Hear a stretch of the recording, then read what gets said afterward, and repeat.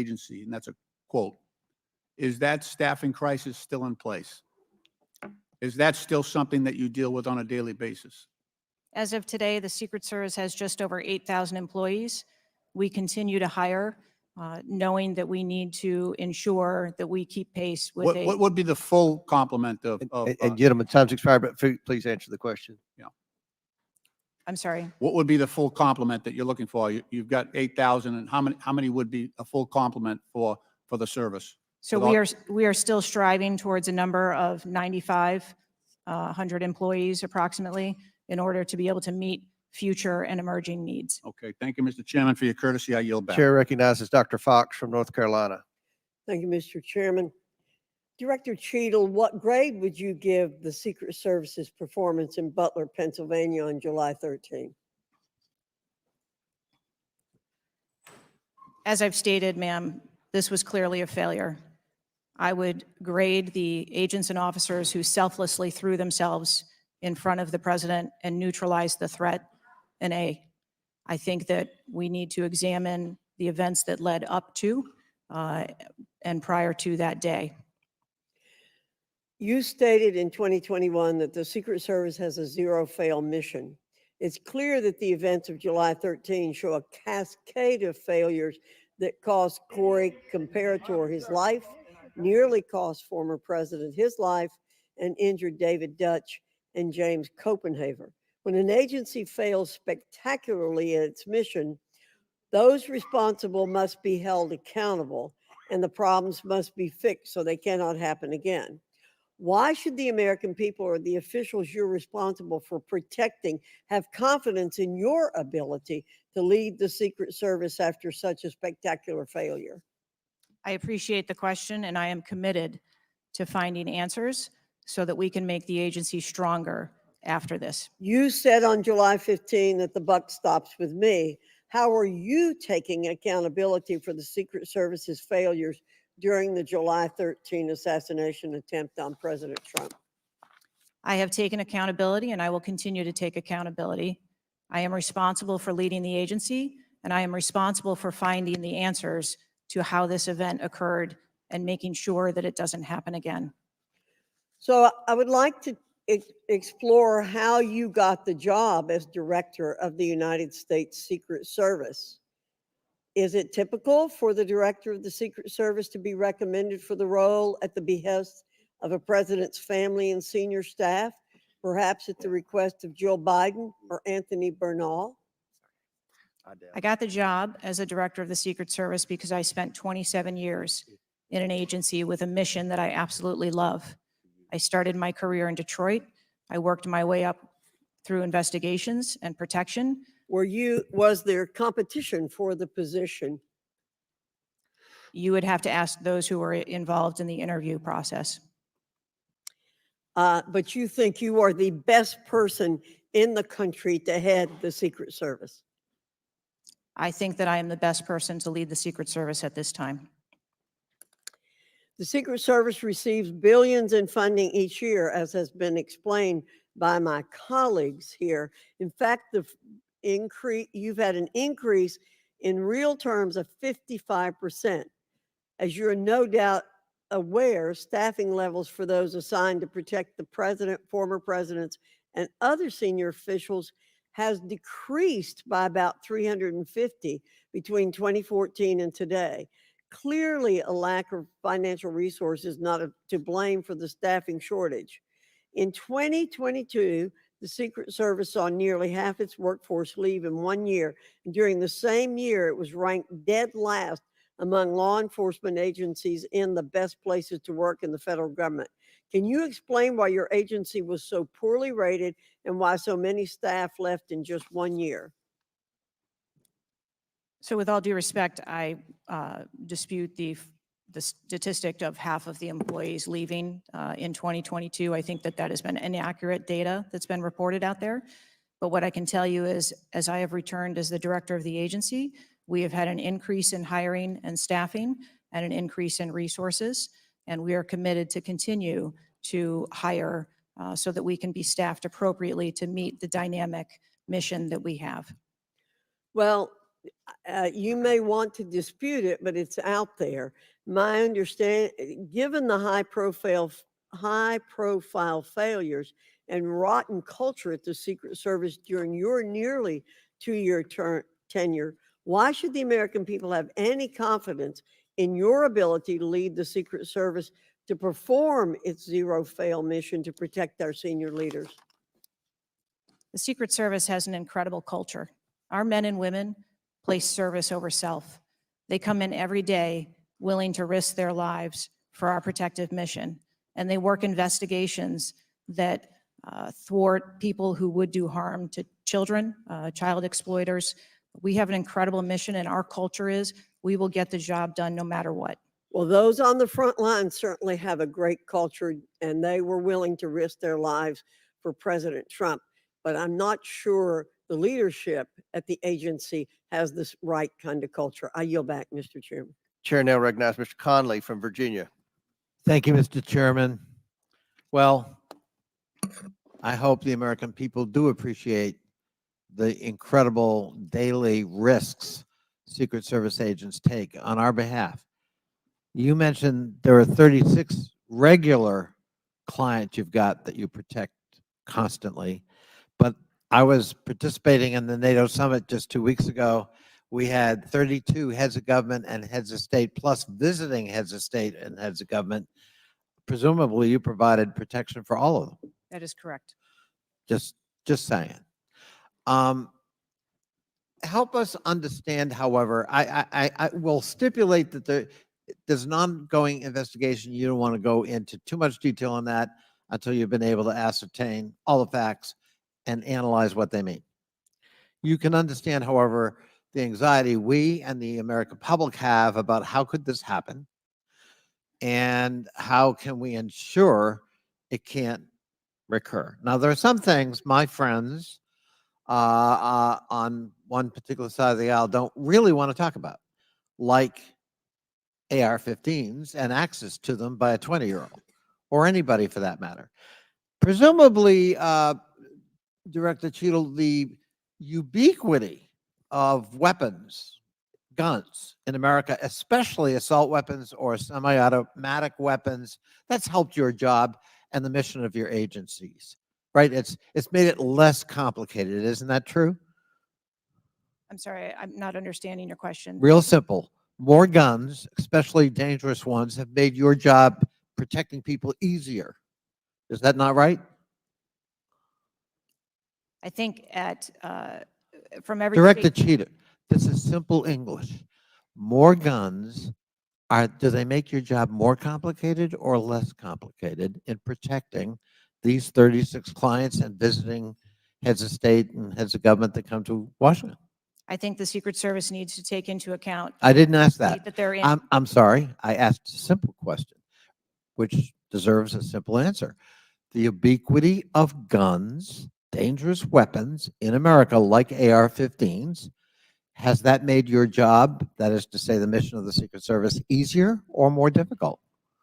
I think the threat environment for protecting our Secret Service protectees is always difficult, and that's dynamic, and it's always evolving. We stipulate it's always difficult. Again, this is a simple one. Does the ubiquity of guns make your job easier or more difficult today? I understand the Second Amendment rights of individuals. I didn't ask that question. I'm not questioning the Second Amendment. I'm asking a simple analysis, Director Cheadle. And I can tell you, you're not making my job easier in terms of assessing your qualification for continuing on as director. Please answer the question. You're the head of the Secret Service. You're speaking on behalf of 8,000 members who put their lives on the line. We just had a failure by your own admission. Do guns make your job easier or harder? I think the job of the Secret Service is difficult on every day, and we need to make sure that we are mitigating all threats, whether that be That weapons, isn't my question. personnel. That is not my question. And now I think you're evading the answer, which is not a hard one. I am sorry that you feel that way, sir. How else could I feel, Director Cheadle, when you're clearly avoiding a direct answer to a very simple declarative question? We trying- almost lost a presidential candidate the other day. A 20-year-old had access to his father's AR-15 and got on top of a roof within 500 yards or feet of the podium. And I'm asking you, did the availability of that AR-15, which is replicated all across America, make your job harder or easier? And you're not willing to answer that question? And you think and you wonder why we might have a lack of confidence in your continued ability to direct this agency?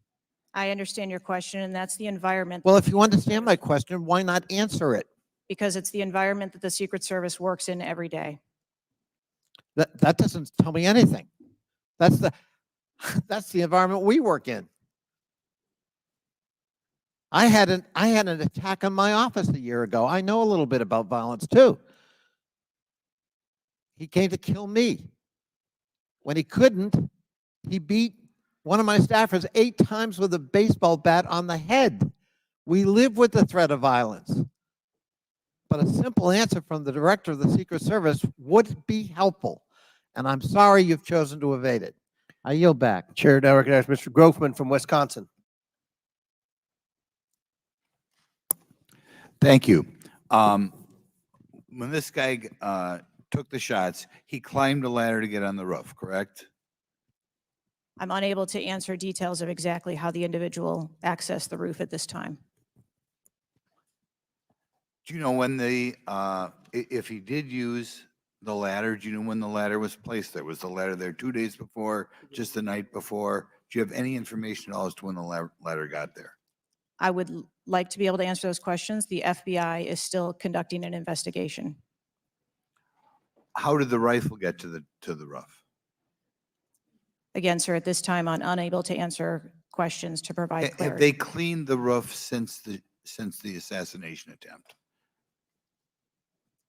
Have they cleaned the roof? Right. Has anything been done to the roof? Is it just like it was, whatever, 10 days ago or not? Has anything been done to the roof? I don't have an answer for that. Okay. Were President Trump's normal agents normally assigned to him there that day? Yes, These were the same agents that were always there. yes, sir. The people that are assigned to his detail were working on that day. Okay, there's stuff on the internet that says they were not there that day, but these are the same agents who are routinely there. Yes, sir. Okay. Do we know which agents fired the shots that finally took down the potential assassin? Yes, sir, I do. Can you give us those names or the background of those agents? I would not offer their name up in this setting, but it was one of our technical officers, our counter snipers. Okay, so can we privately get those names, the committee?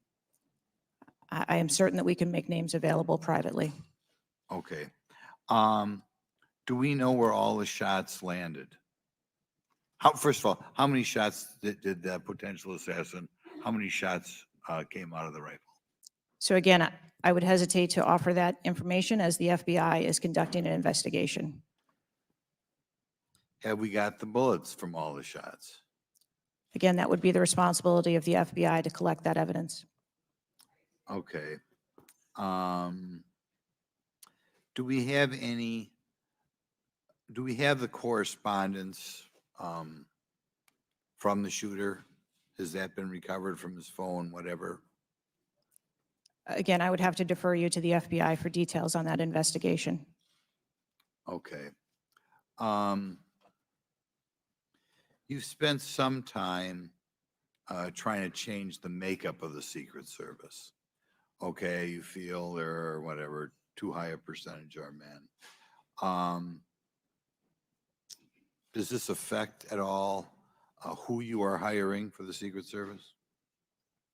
I've spent my time as the director trying to increase the number of people that we hire in the Secret Service so that we have the best and the brightest, and that's been my concentration as the director. Okay, you ever not hiring men because of your desire to hit certain targets? I am hiring the best qualified candidates that put in an application that want to work for our great organization. Okay. Next question. The shooter obtained a direct sight of President Trump from the position on the rooftop. I assume that is not something that should ever happen. It should never happen. Do you want to elaborate a little on how that happened, or what you wish you had done differently or would do differently next time there's a Trump rally? Again, sir, the facts of this particular event are still unfolding. 9 days, there have been a number of reports that have been out there. So I do not want to provide information that perhaps would contradict something that has been erroneously reported or is not factual. But there clearly was a mistake, and we will take every effort to make sure that this never happens again. Could you elaborate why you want 1/3 of the Secret Service to be women? I've never stated that I want 1/3 of the Secret Service to be women. 30% or something? You had some target, no? Okay, Well, gentlemen, yield. I'll yield. What was, Director, what was erroneously reported? You said, to Mr. Grothman's question, you said something was erroneously reported. What are you referring to? I'm referring to their, His question was in the context of the shooter using a ladder to get on the building. What was erroneously reported? Because you won't tell us anything, but you'll tell us something that wasn't reported accurately? I'm saying, sir, that there have been a number of reports that are out there that have been speculation. And until we have the actual facts, I don't want to report anything that would contradict speculation that has been out there. Thank you, gentlemen, for yielding. Chair recognizes Mr. Krishnamurti from Illinois. Thank you, Mr. Chair. Thank you, Mr. Ranking Member, for bringing us together this morning. One question I get asked a lot from my constituents is, what can Congress actually do to stop this from happening again? And I'd like to share a graphic from a very recent study conducted by Professor Robert Pape, a world-renowned expert in combating political violence. The graphic shows that 74% of Americans want this Congress to come together to denounce political violence of all stripes. And you can tell it's across party lines. I commend the chair and ranking member for putting out the statement the other day condemning political violence. And to further this effort, I'd like to ask all my colleagues to join Dr. Brad Wenstrup and me in introducing a resolution that we think can secure unanimous House passage in deploring and condemning political violence.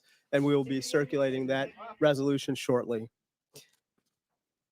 Director Cheadle, as you know, the shooter began shooting at 6:11 p.m. Eastern on July 13th. NBC reported that at 5:51 p.m., 20 minutes before the shooting began, the state police informed the Secret Service of their concern. Now, the rally was not paused at that point, correct? No. And according to NBC, just 2 minutes later, at 5:53 p.m., the Secret Service notified its snipers about the gunman. The rally wasn't paused at that point either, correct? No. Let me show you some video footage by rally goers. If you could play the video on the screen up here. This was taken 2 minutes before the shooting started. If you could turn up the volume. Criminals. We have criminals.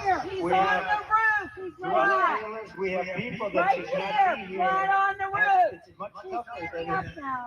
it happens. You went on the roof with that.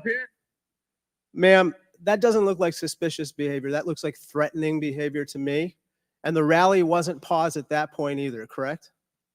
I can tell you, as I stated earlier, sir, that the moment that the shift surrounding the president were aware of an actual threat.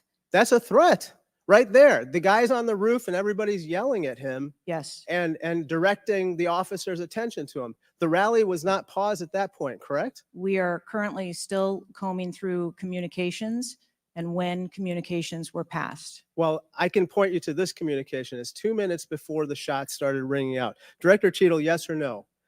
Was there ever a moment where the Secret Service actually considered pausing the rally? The Secret Service would have paused the rally had they known or been So the told answer is there was no. an actual threat. The answer is no, correct? I can speak to you in generalities. No, no, I don't And want I don't generalities. I know want all of the specifics. communications The that were- answer is no. You did not consider pausing the rally, correct? The people that are in charge of protecting the president on that day would never bring the former president out if there was a threat that had been identified. Well, they did, because we've now identified 3 points in the 20 minutes before the shooting that the threat emerged. Let me point you to something else, which is the building that the shooter was perched on, seen here. This building is called the AGR building. I'm sure that you're familiar with it. It's no more than 150 yards from the stage where Donald Trump stood, yet the security perimeter was drawn such that the AGR building was placed outside of it.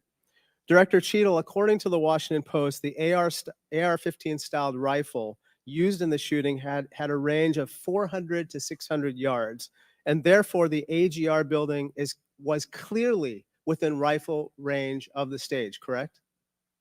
Yes. NBC News has reported that in the days before the rally, the Secret Service had identified the building as a vulnerability that required special attention, correct? That's reporting from NBC. Yes. So I am still looking into an active investigation. I know, but it's been 9 days. I mean, you Mhm. should know that, right?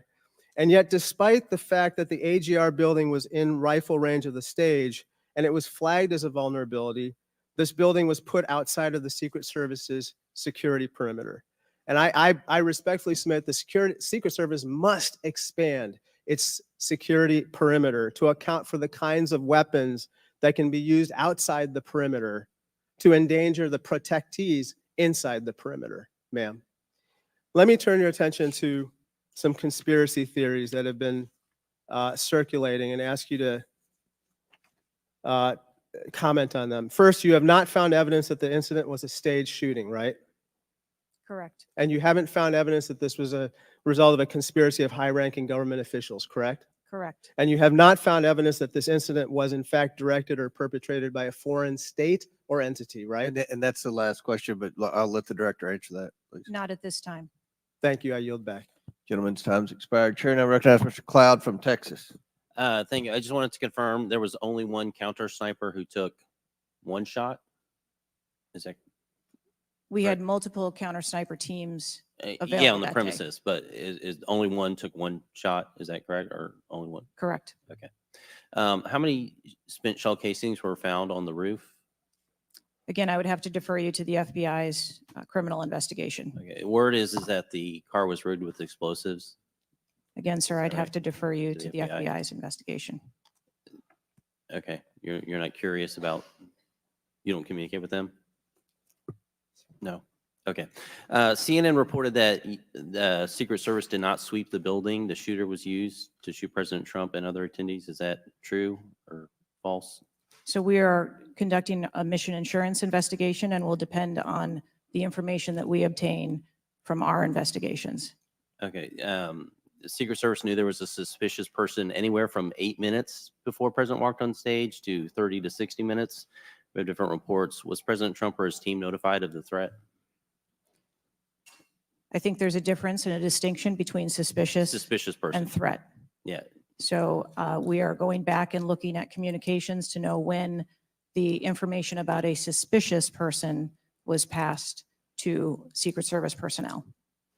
Okay. But was President Trump or his team notified?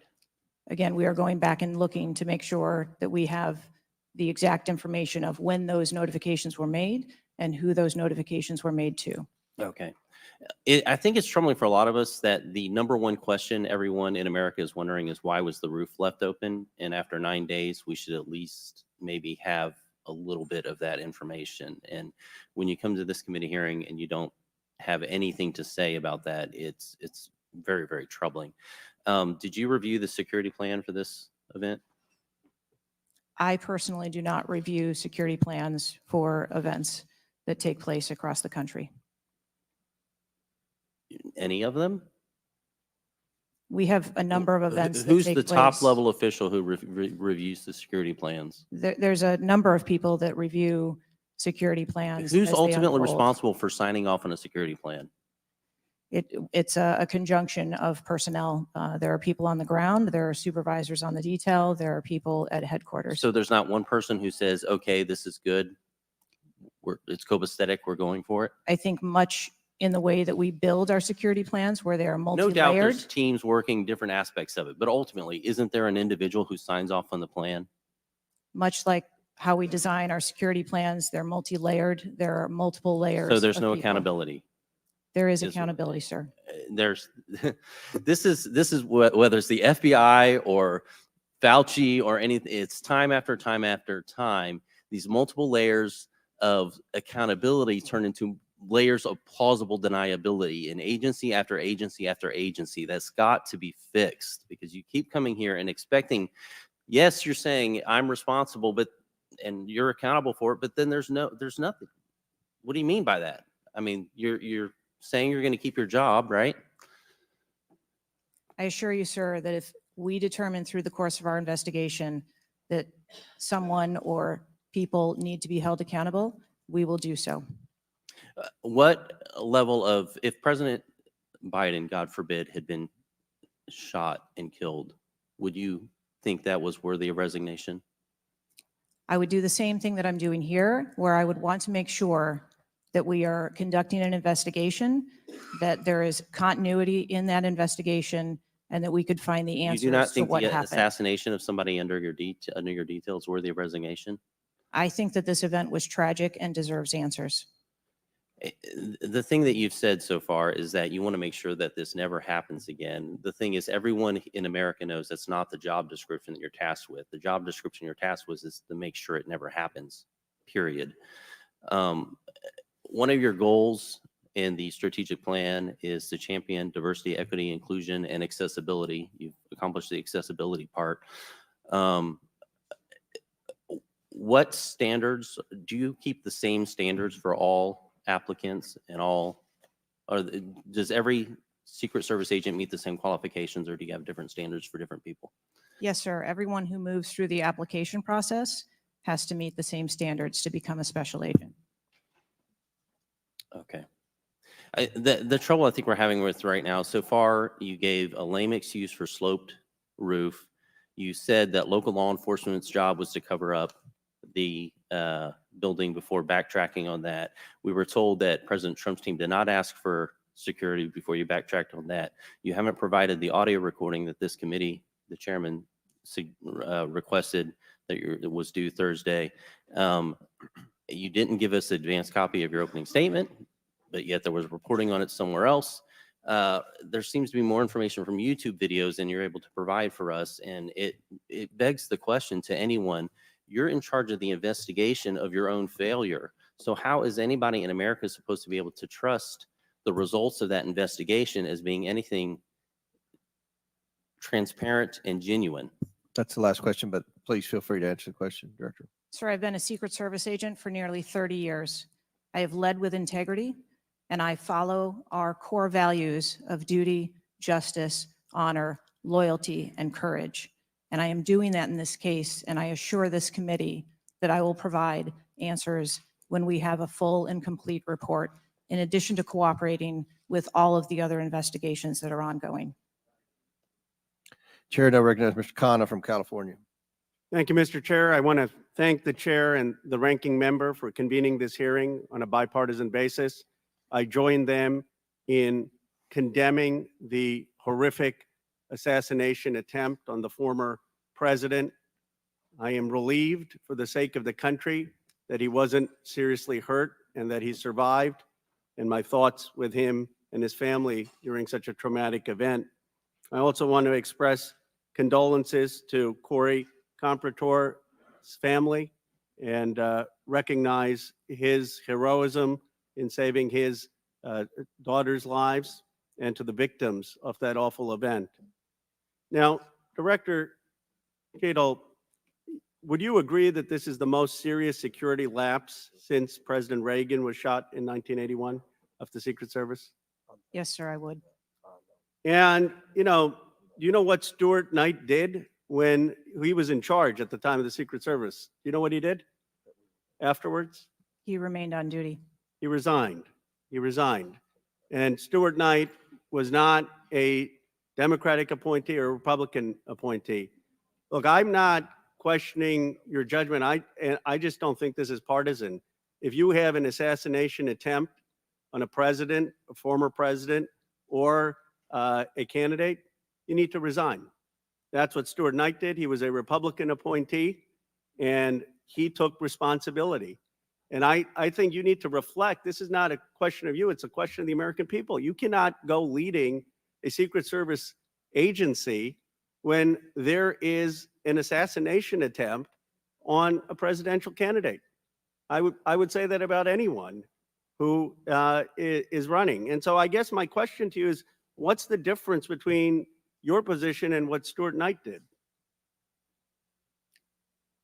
What I will tell you, sir, is that I am dedicated to finding the answers to what happened. And like every Secret Service agent, we don't shirk from our responsibilities. I will remain on and be responsible to the agency, to this committee, to the former president, and to the American public. But is there a reason you wouldn't just do what Stuart Knight did after the Reagan assassination attempt? I believe that I provided an answer. There's nothing more that you have to say? I mean, do you really believe at this moment, given how divided the country is and the questions asked, that your service in this role is the best for the nation? I mean, I'm not saying you can't do public service again, you can't do something else again. Do you really genuinely in your heart believe that you being in this role is what's right for America at this moment?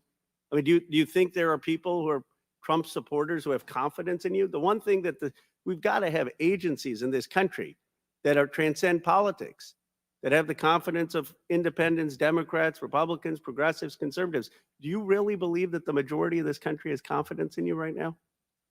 I believe that the country deserves answers, and I am committed to finding those answers and providing those answers. Well, look, I believe, Director Schittle, that you should resign. I think there are colleagues on both sides of the aisle who believe that, and I hope you'll consider it. I yield back.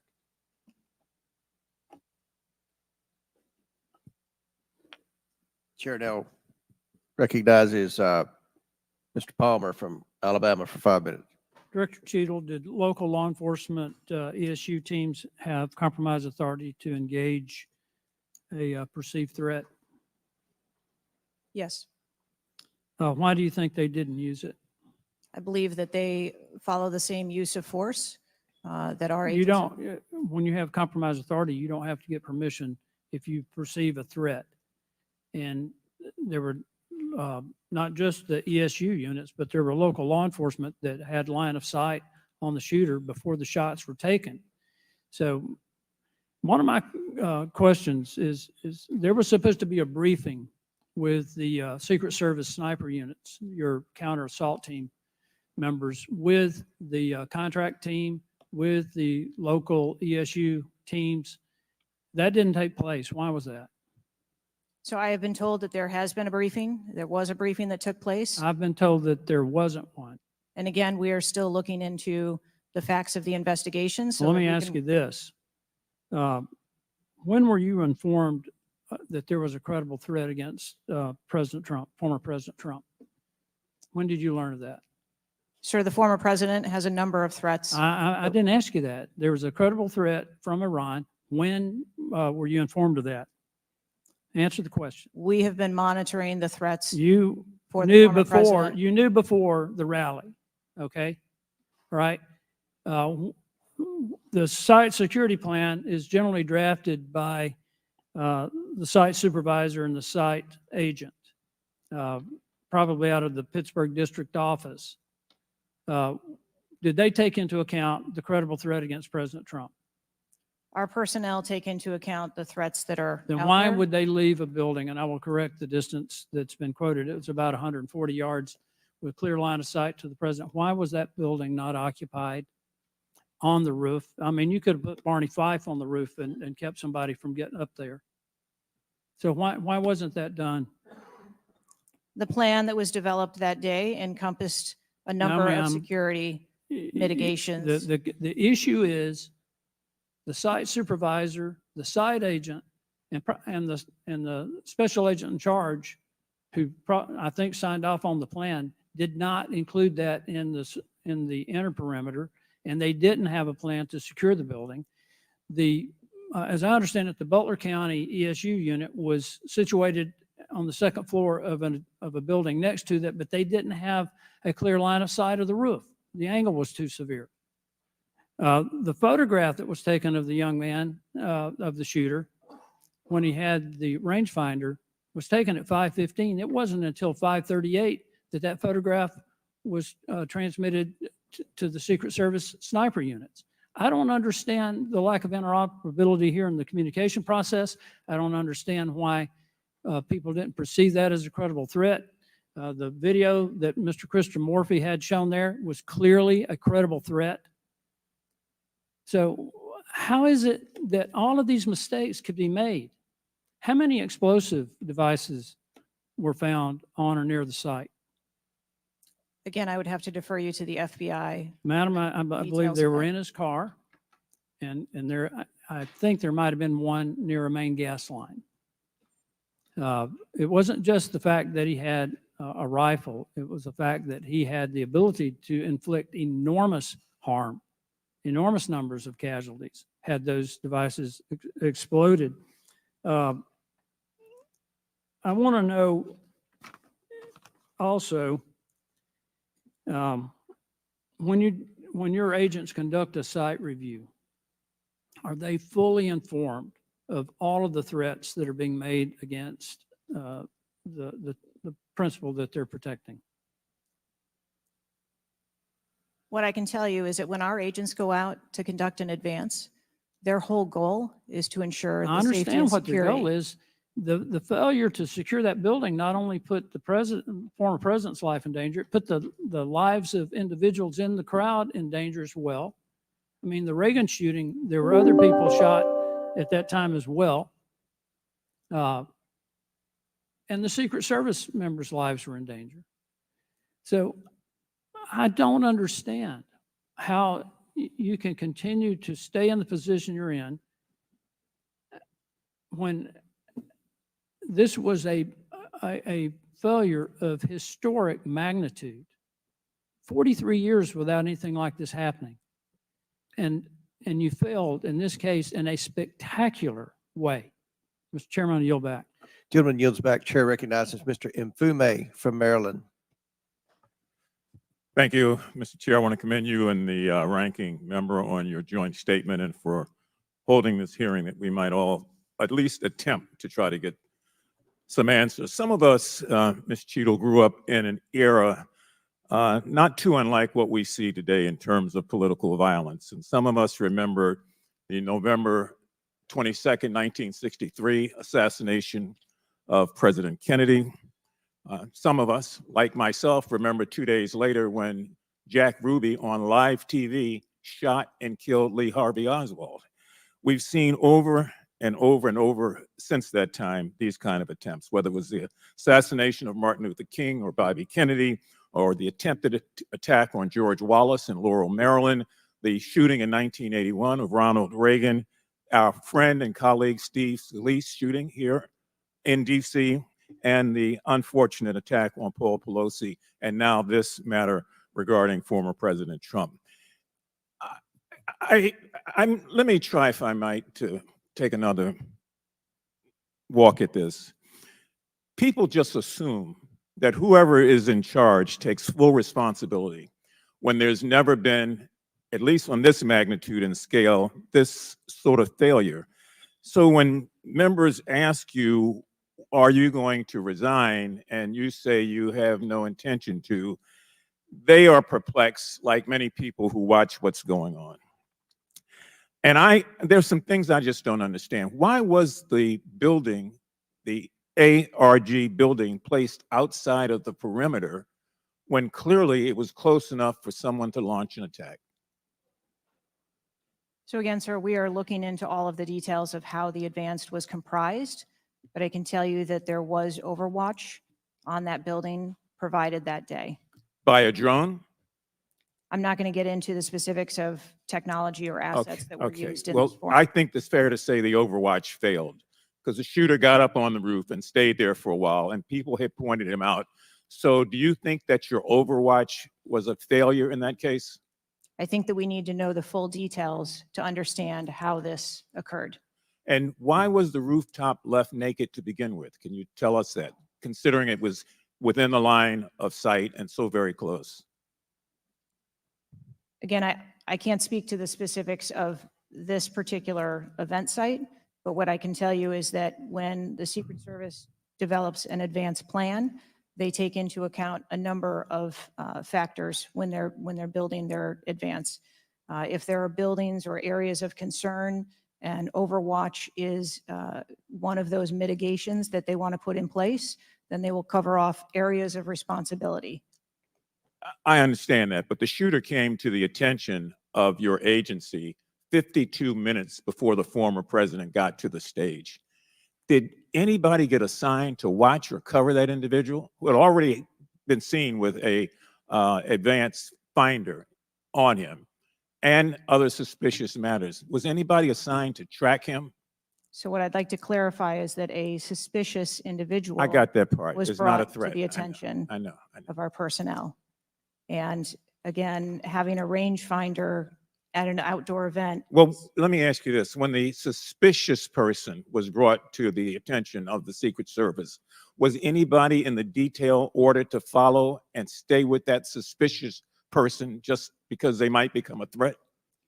So we have a number of teams that are on the ground. And again, we are trying to verify the timelines of when those notifications were made to our personnel so that they could assume the responsibility of trying to track that individual. Ms. Cheadle, there has been a lot of discussion, some of which raised itself earlier in this hearing, about poor staff morale within your agency. And I have the July 17th report of Government Executive, which is a credible reporting service for the federal government for employees. And the 2023 ranking of places to work within the federal government showed, and this is through the Office of Personnel Management, that the Secret Service came in 413th out of 459 sub-agencies and agencies. Can you explain that? Certainly. What I can tell you is the Secret Service is a difficult job. It challenges our employees daily. It's holidays, it's weekends, it's no leave periods. But, Madam, people come to work knowing that. You do explain that when you hire somebody. They know that. It's the same with other agencies. They miss holidays. They come to work at odd hours. But to be worked, one of the worst places to work within the federal government, 413 out of 459? I just need an explanation. What do you think as the director there? I think that this, And that's the last question, but please answer Mr. Mfube's question. I think that this is a challenging job. I think that it's a challenging environment to be in law enforcement, and we do have a no-fail mission. And our folks are tasked with that every day, 365 days of the year. But I can tell you, I've also taken a number of measures since I have been the director to recruit and retain and stem the tide of attrition in our agency, which will hopefully alleviate some of that. Thank you, Mr. Chairman. Chair now recognizes Mr. Sessions from Texas. Mr. Chairman, thank you very much. I join in the calls of all of our members to say thank you for doing this hearing on a bipartisan basis. Director, I'm not going to sit here and say you ought to resign, but I am going to say that you have not given us confidence that you have the ability to understand what happened, to take the responsibility in terms of understanding. You've spent a number of years. How many years do you say you've been with the agency? 29. Well, I spent 16 years with AT&T, moved 7 times with them, and had a really good feel about their operations, how they worked, what was acceptable, who was responsible. And I've heard you say today numbers of times, well, you've got to wait. Well, you've got to wait. Wait for the final report. When is the final going to happen? I mean, how long do we have to wait before you can give us credible answers? You've been there 28 years. You've had a few days to be able to draw your own analysis of this. You should understand the entire process. You talked about being on the team, perhaps in Georgia. You have talked about your experience in this. You've talked about the professional nature of the agency. That I don't doubt. But the director, just like it was when I ran my operations at AT&T, was responsible for making sure they worked. And in business, it either works or it doesn't work. There's no in between. It either works or it does not work. And your job as the, in essence, administrator, the director, is to make sure it looks right and works. And I've not heard you say one thing about my analysis is, I have asked these questions. It's always, I've got to sit back and wait for someone else to decide that. So I'm going to ask you a question that maybe you can answer.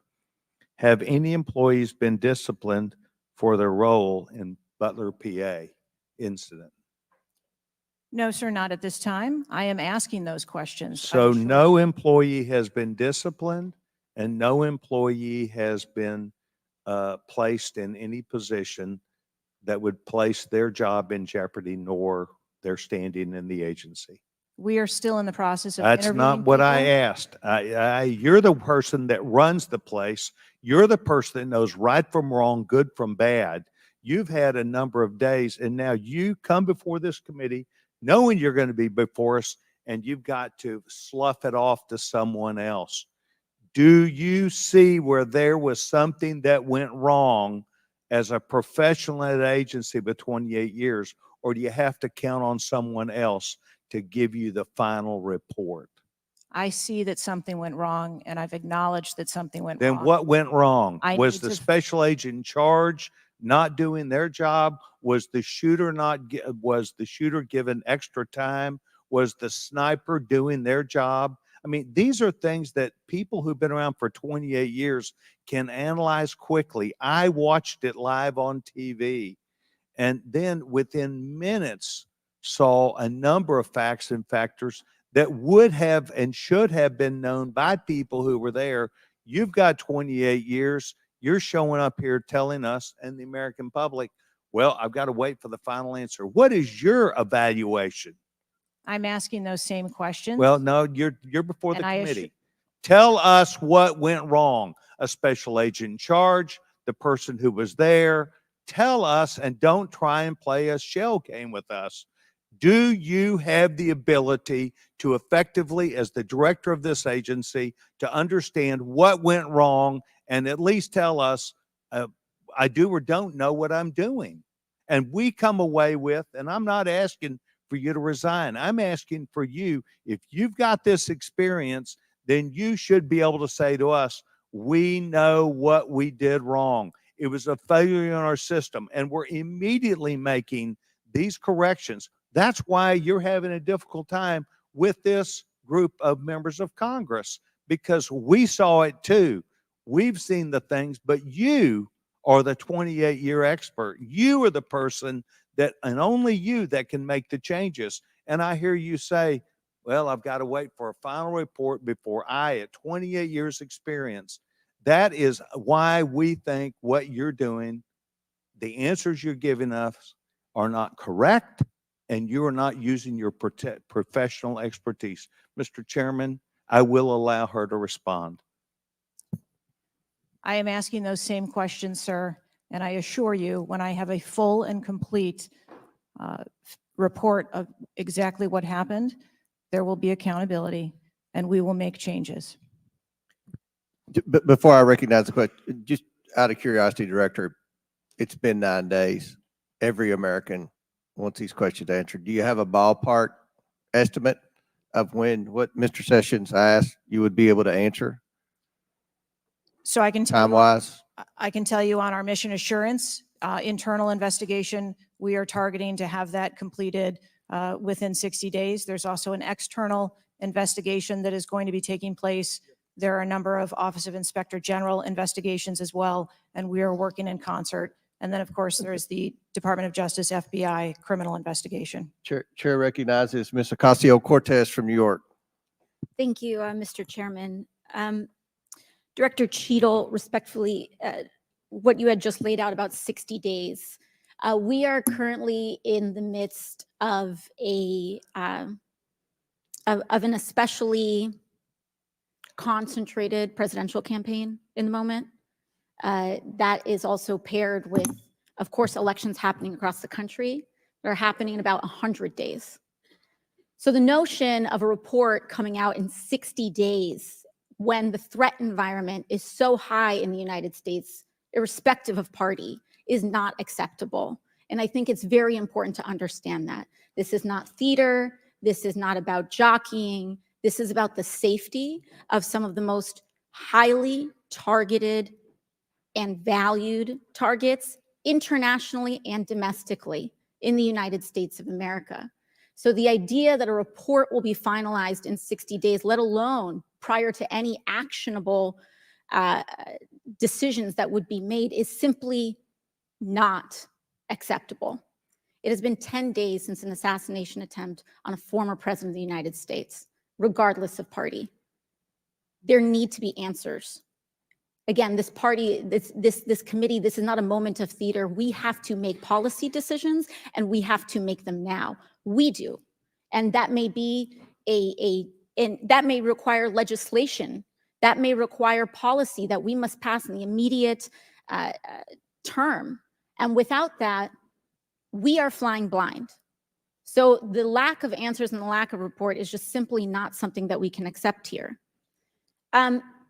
Director Cheadle, is there a standard perimeter that the Secret Service establishes around an event, or are those perimeters independently determined per event and scenario?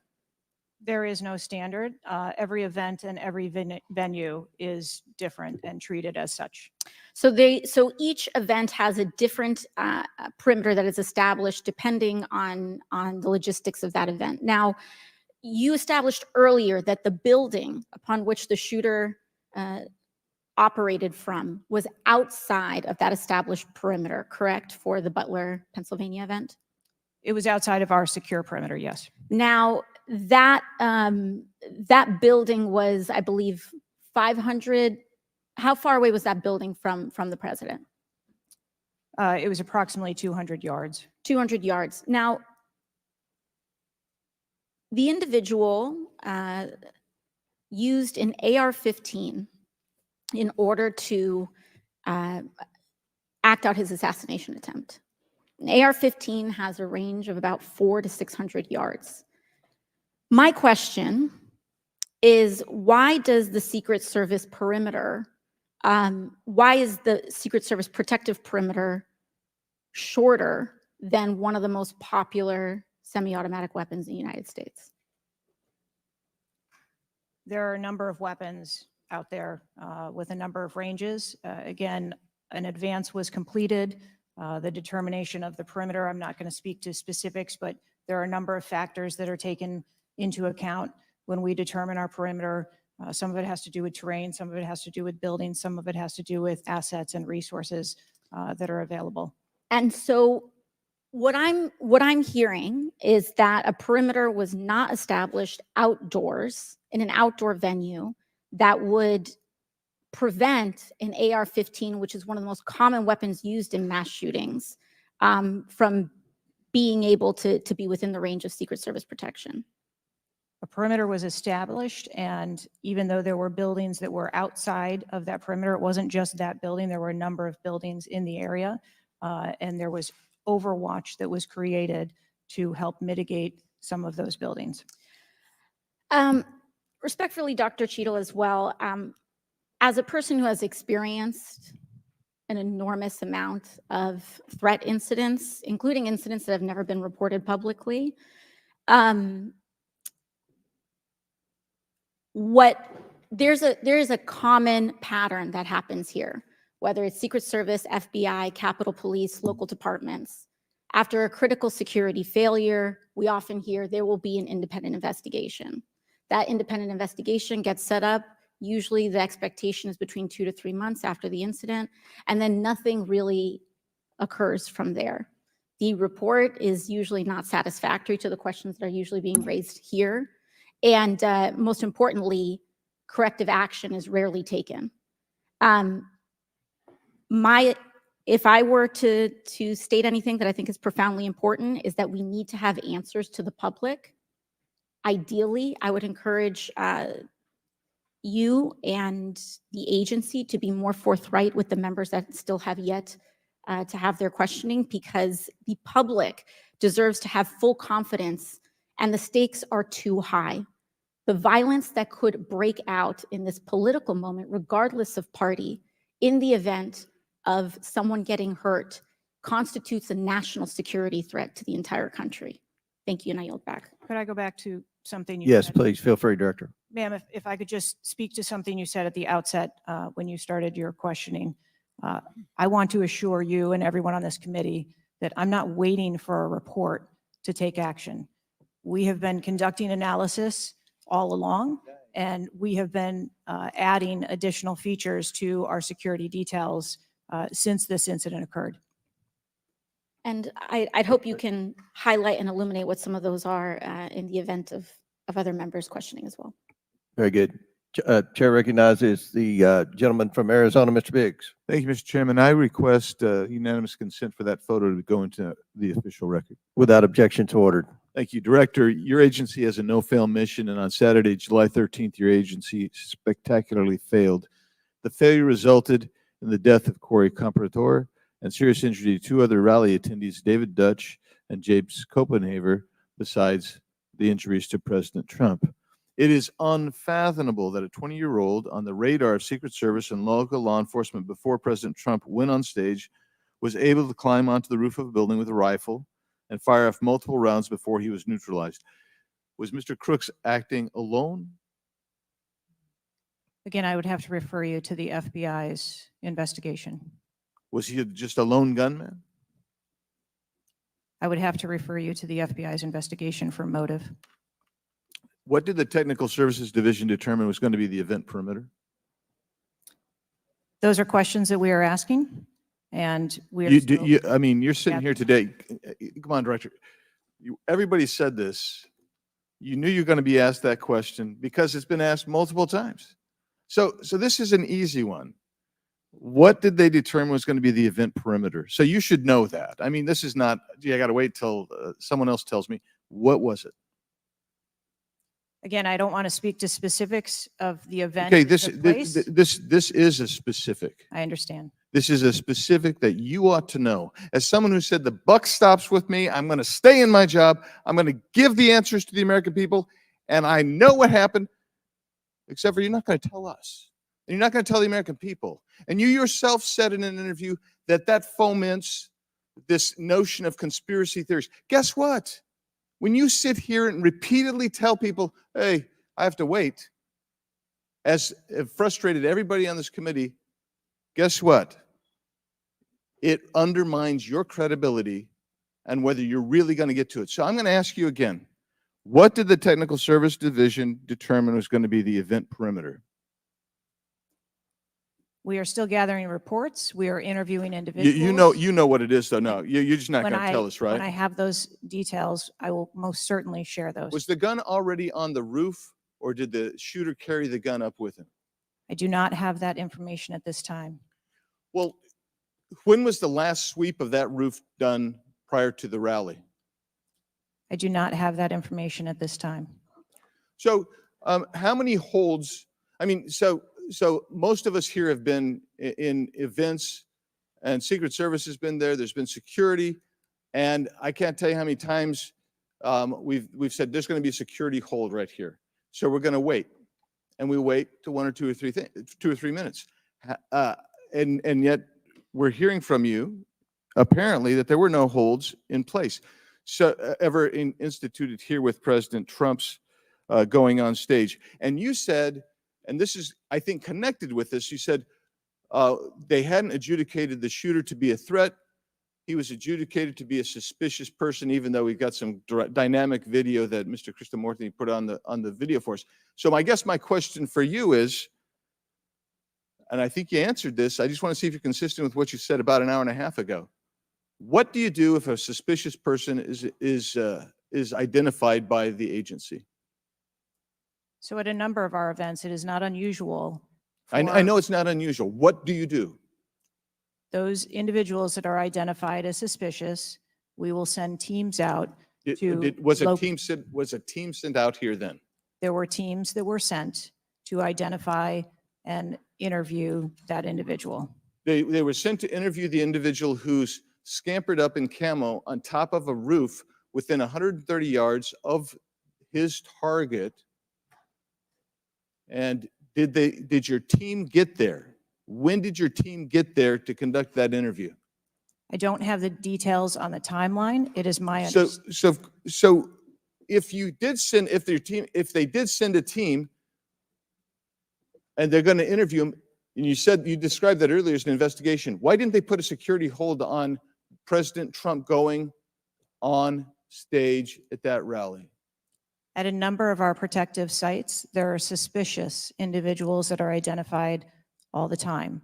It And they- doesn't but- necessarily mean that they constitute a threat. Of course not. But here you got a guy scampering up the side of a building on top of a roof. It's identified to you, and you said you sent a team there, and you can't answer that. And this gets to one of my finer points, Mr. Chairman, if I can make it, and that is we can have these kind of interview sessions, 5 minutes. Everybody gets a kiss at the pig, 5 minutes, and she gets to stonewall us, not deliver answers.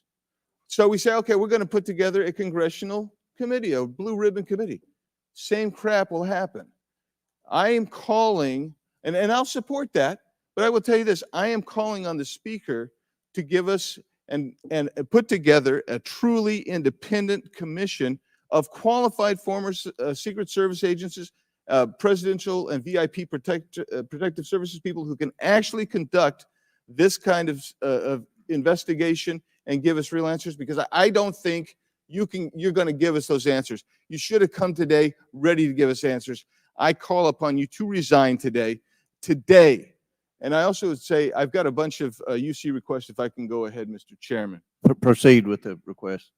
Thank you. I apologize. It might take, That's all right. Go ahead. it might take a moment. Very important.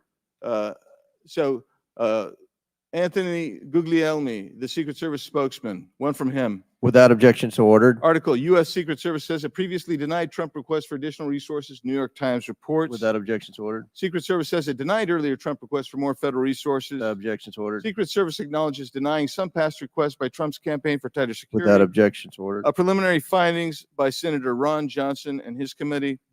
Without objection, so ordered.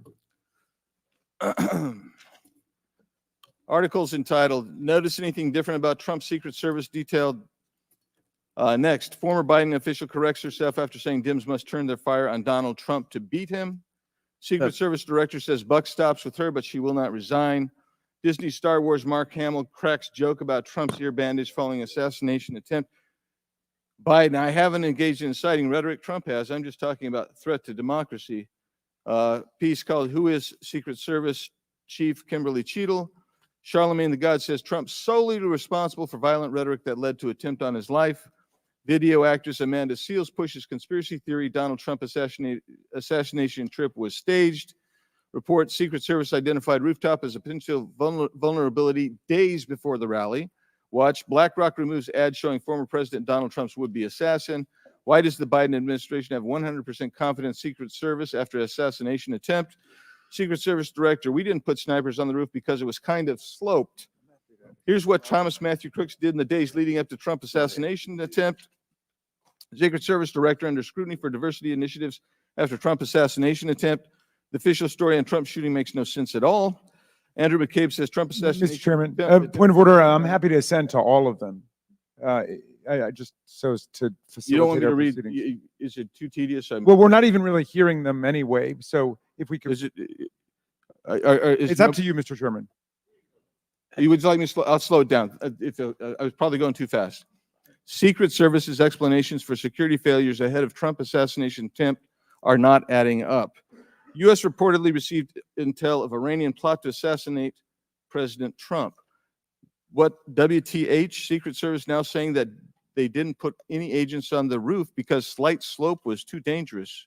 Report, U.S. officials received intel of Iranian plot to assassinate Donald Trump before Crooks' attempt. Exclusive GOP rep Cloud. Homeland Security Agency is interfering in House's assassination investigation. Why Trump's raised fist after surviving assassination attempt is triggering the liberal media. Questions swirl over the security lapse at Trump rally, reviving old concerns about Secret Service. Secret Service scrambles to shift blame after Trump shooting as backlash hits hard.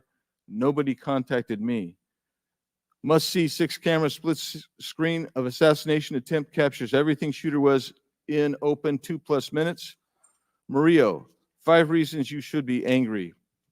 Breaking, shooter spotted up to 30 minutes before firing, reported multiple times.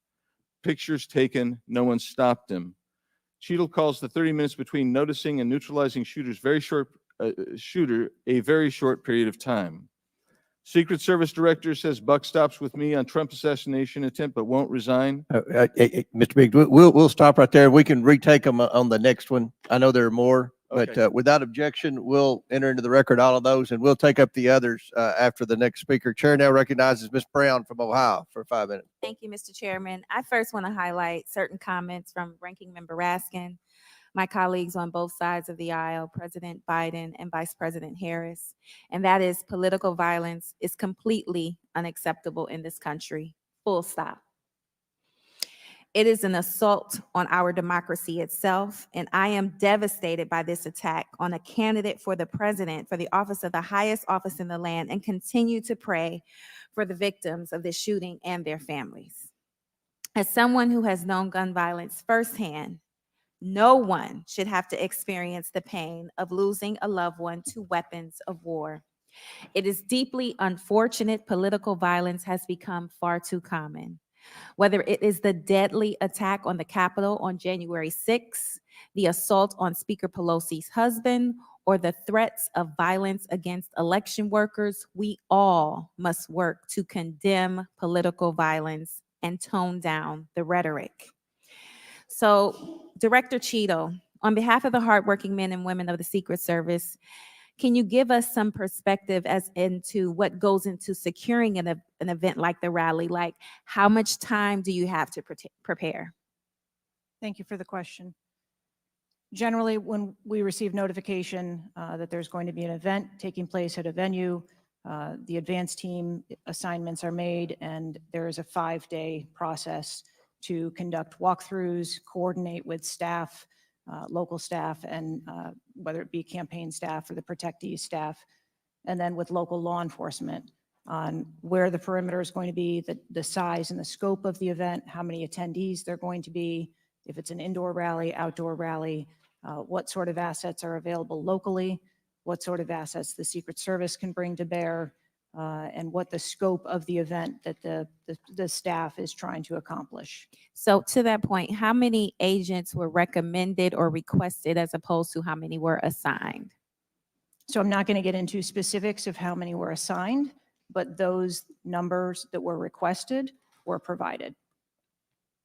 And how many local agents were involved in the preparation, if you will, that you talked about, that 5-day preparation? So there were a number of local agents from the local office, as well as agents from the former Trump detail that were involved in that advanced process. Do we have a number? I do have a number. I'm not going to release that number in this setting. You're not making this easy for us. This is a shocking incident on the former president's life and an appalling instance of political violence and a threat to our democratic values. I'm thankful that the former president is on the mend. And again, I'm grieving for the family and friends of Corey Compatore, who lost a loved one in this shooting and now know the unbearable pain of gun violence. I really hope this serves as a reminder about our responsibility to attack policies, not personalities, to be honest and truthful, and to treat one another with dignity, respect, and thoughtfulness. And with that, I yield my remaining time to Ranking Member Raskin. Thank you, Ms. Brown, for those very powerful and moving remarks. Director Cheadle, we don't want to lose a presidential candidate to an AR-15 attack. We cannot lose a presidential candidate to an AR-15 attack, and we can't lose any more citizens to AR-15 mass violence, mass shootings. And we certainly don't want an attempted AR-15 assassination or assassination attempt to set off political violence or riots in America. So this is deadly serious business. The vice ranking member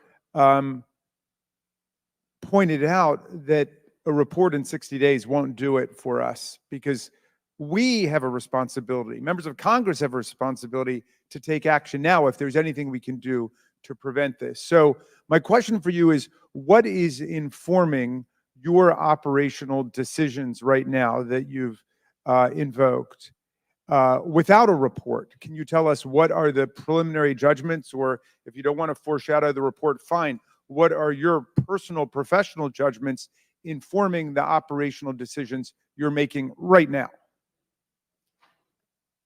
Certainly, and I appreciate that question. I don't want to make any preliminary judgments on what happened on this particular day, but I can tell you that we have looked at, as we did immediately in the aftermath, what the security plan for the Republican National Convention was going to be, and we made adjustments to the interior of the perimeter there. We looked at the protectees that we have here in the Washington, D.C. area and our protective sites, and we did make some adjustments to their security posture.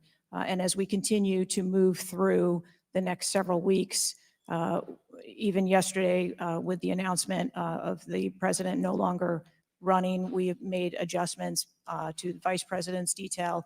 We are already prepared for an eventual VP nominee, and we continue to make those assessments. I think it just shows how dynamic the environment is that this agency works in every day. So you've made the same kinds of common sense judgments and intuitive recommendations that members of the public and members of Congress are asking about right Yes. now. Yes. Okay, thank you. I yield back, Mr. Chairman. Thank And you, before I gentlemen. recognize Ms. Mace, I have to say, Director, we're pretty close to the halfway point during this. You answered more questions with an ABC reporter than you have with members of Congress. We have a lot more questions. The American people are demanding that we get answers to those questions, and that's what the purpose of this hearing is today. So I'm sure a lot of the questions that have already been asked are going to be asked again, and hopefully we can get some answers to those questions. I strongly implore you to answer those questions. You're here with a subpoena, and we expect you to answer the questions. Chair now recognizes Ms. Mace from South Carolina. Thank you, Mr. Chairman. Director Cheadle, the American people are watching, and they're wondering if there are any questions you can answer honestly today. So, Director Cheadle, I have a series of questions, very specific questions. I want very specific answers. Most of my questions are going to demand a yes or no answer. Do you understand? I do. Okay, my first question. Both sides of the aisle today have asked for your resignation. Would you like to use my 5 minutes to draft your resignation letter, yes or no? No, thank you. Was this a colossal failure? It was a failure. Yes or no? Was it a colossal failure is the question, yes or no? I have admitted this is a terrible. This is a yes or no series of questions. Was this a colossal failure, yes or no? Yes. Was this tragedy preventable, yes or no? Yes. Has the Secret Service been transparent with this committee? Yes. Would you say the fact that we had to issue a subpoena to get you to show up today as being transparent, yes or no? I have always been eager Yes to or no? come You didn't and want to talk answer to the committee. question. We had to issue a subpoena to get you to show up today. That is not transparent, by the way. You stated earlier, Secret Service is not political. Is that correct? Yes. Okay. Would you say leaking your opening statement to Punchbowl News, Politico's Playbook, and Washington Post several hours before you sent it to this committee as being political? Yes or no? I have no idea how my statement got out. Well, that's bullshit. So, Mr. Chairman, I would like to ask unanimous consent to enter into the record articles by Punchbowl News, Political Playbook, Washington Post, all done at 5:24 a.m., 6:12 a.m., 6:34 a.m., a solid 3 to 4 hours before this committee got your statement. Without objection to ordered. Okay. Is the Secret Service fully cooperating with our committee? Yes. Okay, you say you're fully cooperating with this committee. On July 15th, this committee sent you a list of demands of information that we wanted. Has the Secret Service provided this committee a complete list of all law enforcement personnel that were there that day? Have you done that? Have you provided a list to the Oversight Committee? Yes or I no? will have to get back to you on that. That is a no. Have you provided all audio and video recordings in your possession to this committee, as we asked on July 15th? Yes or no? I would have to get back to you. That is a no. You're full of shit today. You're just being completely dishonest. Mr. Chairman, Chairman, Completely Mr. dishonest. Chairman, I want to, I'm Come gonna on. we have to continue. maintain decorum in this committee, Any, no matter have how you provided upset we any and get. all memos to this committee that we've asked you on July 15th? Have you provided all memorandums within the Secret Service? I would have to get back to you on That is a no. You are being dishonest or lying. Like you're being dishonest here with this committee. These are important questions that the American people want answers to, and you're just dodging and talking around it in generalities. And we had to subpoena you to be here, and you won't even answer the questions. We have asked you repeatedly to answer our questions. This isn't hard. These are not hard questions. Have you provided us all communications from the Secret Service related to that day and that rally? Have you provided this committee? We've asked for this information on July 15th. Have you provided any of this information that this committee has asked of the Secret Service? Any of it? I'll have to get back to you. on Have that. you even read this letter that we sent you? Did you even read this? Yes. Okay. And you have said you don't know, you have no idea. Well, the answer is no. We haven't gotten a single document or piece of information or data from you or your agency in related to the rally that we have asked you for.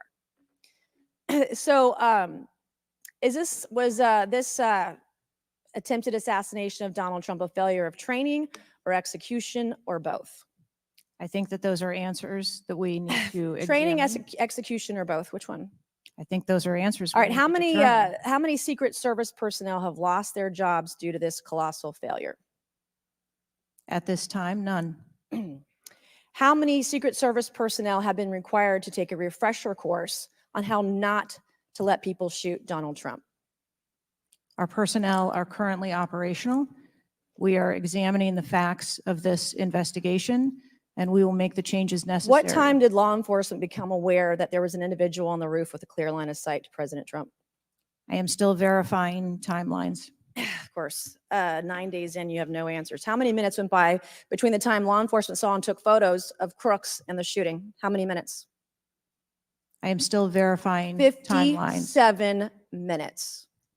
Thank you, Mr. Chairman, and I yield back. Gentlelady yields back. Before I recognize Ms. Stansberry, I believe I want to recognize Mr. Mfume for a unanimous consent. Yeah, thank you, Mr. Chairman. I beg your indulgence. I meant to do this earlier. I'd like to have unanimous consent that it be submitted for the record. The 2023 ranking of best and worst workplaces in the federal government, compiled by the Office of Personnel Management, which shows the United States Secret Service coming in, again, as I said earlier, 413th out of 459 sub-agencies, and this appears in the July 17th edition of Government Executive. Without objections ordered. Chair now recognizes Ms. Stansberry from New Mexico. Thank you, Mr. Chairman.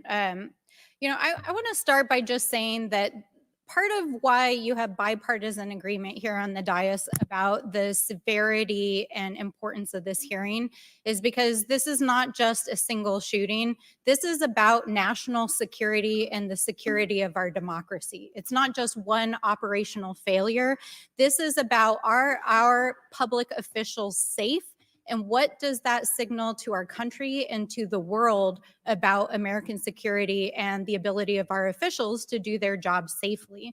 So I want to start by saying thank you to all of our brave men and women who are in the uniform, whether it's the Secret Service or local law enforcement, who put their lives on the line. I think obviously we honor their service, but this is really about operational failures and what it means for our country at large. And I also want to reaffirm that we must condemn unequivocally political violence of any kind, not just political violence, and that it cannot be tolerated in this democracy. And also to offer my prayers for the slain Fire Chief Corey Comprator, and also prayers for those who've been injured. Now, I think, you know, the tone of this hearing is, how is it that a 20-year-old young man with a gun that was legally purchased by his father could, on the day of a rally, go to a gun shop, legally purchase ammunition, show up to a secured site, and then not only attempt an assassination of a political figure, but kill and injure 2 others. How could this happen? I'm not asking yet. I think we've had a lot of testimony here today. I want to talk a little bit about the timeline. Now, here's what we know, and I know, Director, you were also on the call that we had a few days ago with the FBI and other law enforcement, so I respect that you are not able to share, based on your testimony, some of the details that are currently being investigated, but I know you were on the call because I heard you on the call and you heard them too. So I'm going to lay out the timeline a little bit. On July 3rd, the rally was announced that it was going to be in Butler. On July 6th, 3 days later, we know that the shooter searched for dates for Trump and DNC events. On July 7th, so this is 4 days after the announcement, the shooter went to the site. He actually physically went to the site. On July 12th, the shooter went to a gun range where he and his dad regularly go and practiced shooting. And the next day, on July 13th, he went to the site again before the rally began. We know that he then went and searched online for a gun store, where he went and he purchased 50 rounds of ammunition, went home, got his father's AR, which was legally purchased, and returned to the venue. At 5 p.m. that evening, this is more than an hour before Donald Trump actually took the stage that evening, local law enforcement were made aware that there was a suspicious man. In fact, at 5:20, local law enforcement flagged that he had a rangefinder, and they radioed their concerns and sent around pictures of the individual. At 5:40, 20 minutes before local law enforcement actually identified the shooter, and at 5:51, Secret Service was notified of the suspicious person by the state police, and 1 minute later, they distributed that information. That was before Donald Trump even took the stage. That was 11 minutes before he took the stage. So the Secret Service was aware that there was a suspicious person. At 6:03, he took the stage. At 6:09, rally goers, as was shown in the video, identified this gentleman climbing on the roof. At 6:11, 3 shots were heard, 3 rounds of shots. And of course, the president and the other victims were shot. This shooter was a 20-year-old young man, no criminal record, legally purchased gun and ammunition, who for days in the lead up to this shooting was searching mass shooters. He even had a picture of a mass shooter on his cell phone the day of the shooting. He searched for explosives. He searched high-level officials. So the American people want to know, how did a 20-year-old young man with access to a military-style weapon actually bring it onto an unsecured perimeter, who for days had been planning a mass shooting event? And I think that, Madam Director, with all due respect, the answers that we've received here in this hearing today are completely unsatisfactory.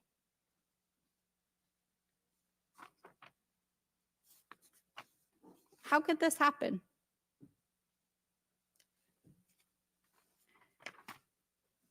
We need answers. We need answers not just for the family members of the gentleman who was killed and those who were injured, but we need answers for our democracy. Because as others have stated here today, we are in a highly politically charged environment right now. We are only weeks away from one of the most significant presidential elections in American history. And it is clear that our public officials' safety has not been secured. And it is not just a matter of one shooting, it is a matter of national security. So I hope that you will take our comments to heart. I hope that there will be accountability, and we need answers. And with that, I yield back. Chair now recognizes Mr. LaTurner from Kansas. Thank you, Mr. Chairman. Director Cheadle, I have a question just right off the bat. Something that you've bragged about repeatedly is that you've increased protection for the 36 individuals that the Secret Service is also entrusted with. Is that correct? I think I stated that we currently have 36 protectees and that we continue to make evaluations on where those levels of protection are provided. You've mentioned specific increases in protection that you've provided for some of those individuals, correct? Correct. Based on what? Well, some of it has been as a result of the tragic incident that occurred on the 13th. We went back and reassessed where we were at in providing protection and wanted to make sure that we were not, overlooking anything, considering this most recent incident. So the Secret Service needed to learn that allowing a rooftop 150 yards away from a protectee, not putting that in a perimeter, not having someone guarding that roof, that information is new to you and it's caused you to increase protection to other folks that are under your care? I think it is prudent after any incident that occurs to go back and take a look at your current practices and see if there is anything that needs to be done differently. It's inconsistent because what you said earlier to Mr. Turner was that the protection that you were offering to President Trump was in line with the current threats, him being a former president, him being a nominee of a major political party, the threats from Iran, the protection that you're providing him was adequate. Do you stand by that statement? Yes. Okay. Do you think it's a problem that the Americans' trust in the federal government is an all-time low? Do you think that's a problem? I think that it's unfortunate. I don't know why you're quibbling with my word. Is it a problem or is it not? I think the American public deserves to have trust in their federal government. Okay. I don't know why you're being difficult. I'm just, it's a simple question. Are you concerned about the increasing prevalence of conspiracy theories going on out there right now? Yes. I am too. You've been incredibly inconsistent with your answers before this committee today and what you were willing to reveal. You've acknowledged that the shooter was identified with a rangefinder, that President Trump's detail was sufficient for the threats he faced from Iran, that certain details were erroneously reported, in your words, but you haven't been willing to provide any information about the decision to place the building in question outside the perimeter, the explosives placed in the shooter's vehicle, the use of a drone by the shooter, or when exactly the Secret Service identified the shooter as a threat rather than merely suspicious. What is your standard today for what you are willing to answer and what you are not? Because you've been inconsistent. I'm certain that you can understand that some of the information that's been provided to you thus far has come from the FBI's investigation and has come from information that we have released. I want to make sure that information that is being provided to this committee is consistent and is factual. But the question about the drone that the chairman asked at the beginning of the hearing, he said, do you know this information? And you acknowledge that, yes, you do know the information, you just don't want to tell us. I guess my question is that if you wanted to wait till the end of the investigation to draw conclusions, which you've acknowledged you're not, you're drawing conclusions right now and making changes. But if that was your standard, that you want to wait till the end of the investigation to draw conclusions, okay, at least you would be consistent in that. But what we're wanting to know today and what would dispel some of the conspiracy theories out there, what would increase trust with the American people, is for you to let facts out, for you to tell us what you know. And I want to understand from you, why is that a problem? Why is it inconsistent with a quality investigation to release to the American people today, at least the information that you know for sure? Because you certainly know for sure more information than you're willing to give us today. I have released that there was a failure and that there are gaps that we need to make sure that they don't happen again. That's not acceptable. That's not enough. That doesn't quell any conspiracy theories out there. In your 27 years of experience, would you have been concerned about an elevated location within 150 yards of a protectee that did not have a Secret Service presence? Just based on your experience. What I can tell you is that every site and every venue No. I'm asking for your experience. Looking at this situation, would that have been of concern to you? Or would you have agreed that it's fine, it doesn't need to be covered? What I have explained today You're is not going to that answer. there was. Is it true that at 5:45 p.m., approximately 18 minutes before President Trump took the stage, the Beaver County Emergency Services Unit noticed the shooter on the roof and photographed him? Is that a fact or not? That is the information that I have from the FBI's report, yes. You haven't been willing to share whether or when this was communicated to the Secret Service. So I'd like to get into the difference between suspicious activity and threatening activity. Is it suspicious or threatening if an individual is seen around the perimeter with a rangefinder? Is that just suspicious? That could be termed as suspicious. If that same individual with the rangefinder is found on a rooftop, is that still just suspicious, or is that considered threatening? That could be termed still as suspicious. All right, my time is over. Mr. Chairman, I yield back. Thank you. Chair now recognizes Mr. Frost from Florida. Thank you so much, Mr. Chair. And obviously, I want to start by stressing that political violence is always unacceptable, and acknowledging that this is still an ongoing investigation. But oversight hearings like this are essential components of an investigation, and I want to thank the chair for pulling this together. Madam Director, I appreciate you for being here. The events of July 13th raised serious questions about the efficacy and thoroughness of the security protocols in place. The gravity of the fact that an unsophisticated gunman was able to secure his perch and take a shot at a former president despite multiple layers of security and intelligence are not lost on me. Before I came to Congress, I used to work advance for a major political candidate and have interacted with many different law enforcement agencies on large political events like the one that just happened. How many times was the Secret Service alerted about a suspicious person at the July 13th campaign event prior to the first shot being shot? I don't have an exact number to share with you today, but from what I've been able to discern, somewhere between 2 and 5 times there was some sort of communication about a suspicious individual. To the Secret Service specifically? According to reports, the shooter was photographed twice by security officers prior to the shooting. A police officer saw the shooter on the ground and reported him with a photograph as a suspicious person. Multiple local law enforcement officers identified the shooter, radioed that he was acting suspiciously near the event's magnetometers. A local law enforcement tactical team saw the shooter on a roof and notified other security services and also photographed him. One police officer who photographed the shooter saw him scoping out the roof and carrying a rangefinder. My question is, and you've answered this, but why, or you haven't answered this, why wasn't the event paused right then? Again, I'm not clear on the timeline of when the Secret Service shift and the counter sniper were notified. But earlier, individual Madam on the Director, roof. earlier you said that the Secret Service would have paused the rally if they identified a threat. Correct. So why wasn't it paused? Because I have to assume that they did not know that there was a threat when they brought the president out on the stage. I feel like this is a breakdown in communication between local law enforcement, you all, and other actors at the rally. And again, as someone who's worked on these, I understand that there's multiple people with multiple decision, with the ability to make different decisions on the ground. I've taken over the last week, I've spoken with a lot of folks in local law enforcement in my district and across the country that I've worked with before, and other people have brought up concerns around being able to communicate with with Secret Service during these big events and having their flags taken seriously.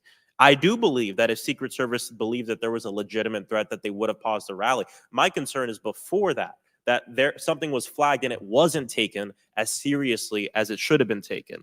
So I think this shows an issue with communication. And I want to know, Madam Director, what you intend to do to fix that, not in 60 days, but now. We're in the middle of a presidential election. Obviously, a former president who had an assassination attempt, another rally goer who was killed due to this gun violence. We now have a presumptive nominee of the Democratic Party who's also historic, first Black woman to be running for president. And so I am worried about everybody's life. What do you all intend to do to fix this communication breakdown and making sure that you actually take what local law enforcement, local folks are saying more seriously? We take what local law enforcement relays to us seriously. Let me just be clear on that. As far as the communication. But not this time. We always trust our law enforcement partners and have a great relationship with them. We are looking at whether or not there was a communication breakdown. If that was the case, we will take steps to ensure that we correct that, because to your point, we cannot have a communication breakdown. Madam Director, does you mentioned that the perimeter of the event did not include the rooftop where the shooter was. Does your responsibility and the Secret Service's responsibility to protect a principal stop at the perimeter of an event? Our responsibility is to ensure the safety and security of the event itself and the protectee who is attending that event and the personnel who are protecting. So you would say the fact that the rooftop was outside the perimeter is not an excuse for what happened, saying that it was outside the perimeter of the event. I am not offering that as an excuse. Okay, thank you. I yield back. Gentleman yields back. Chair now recognizes Mr. Fallon from Texas.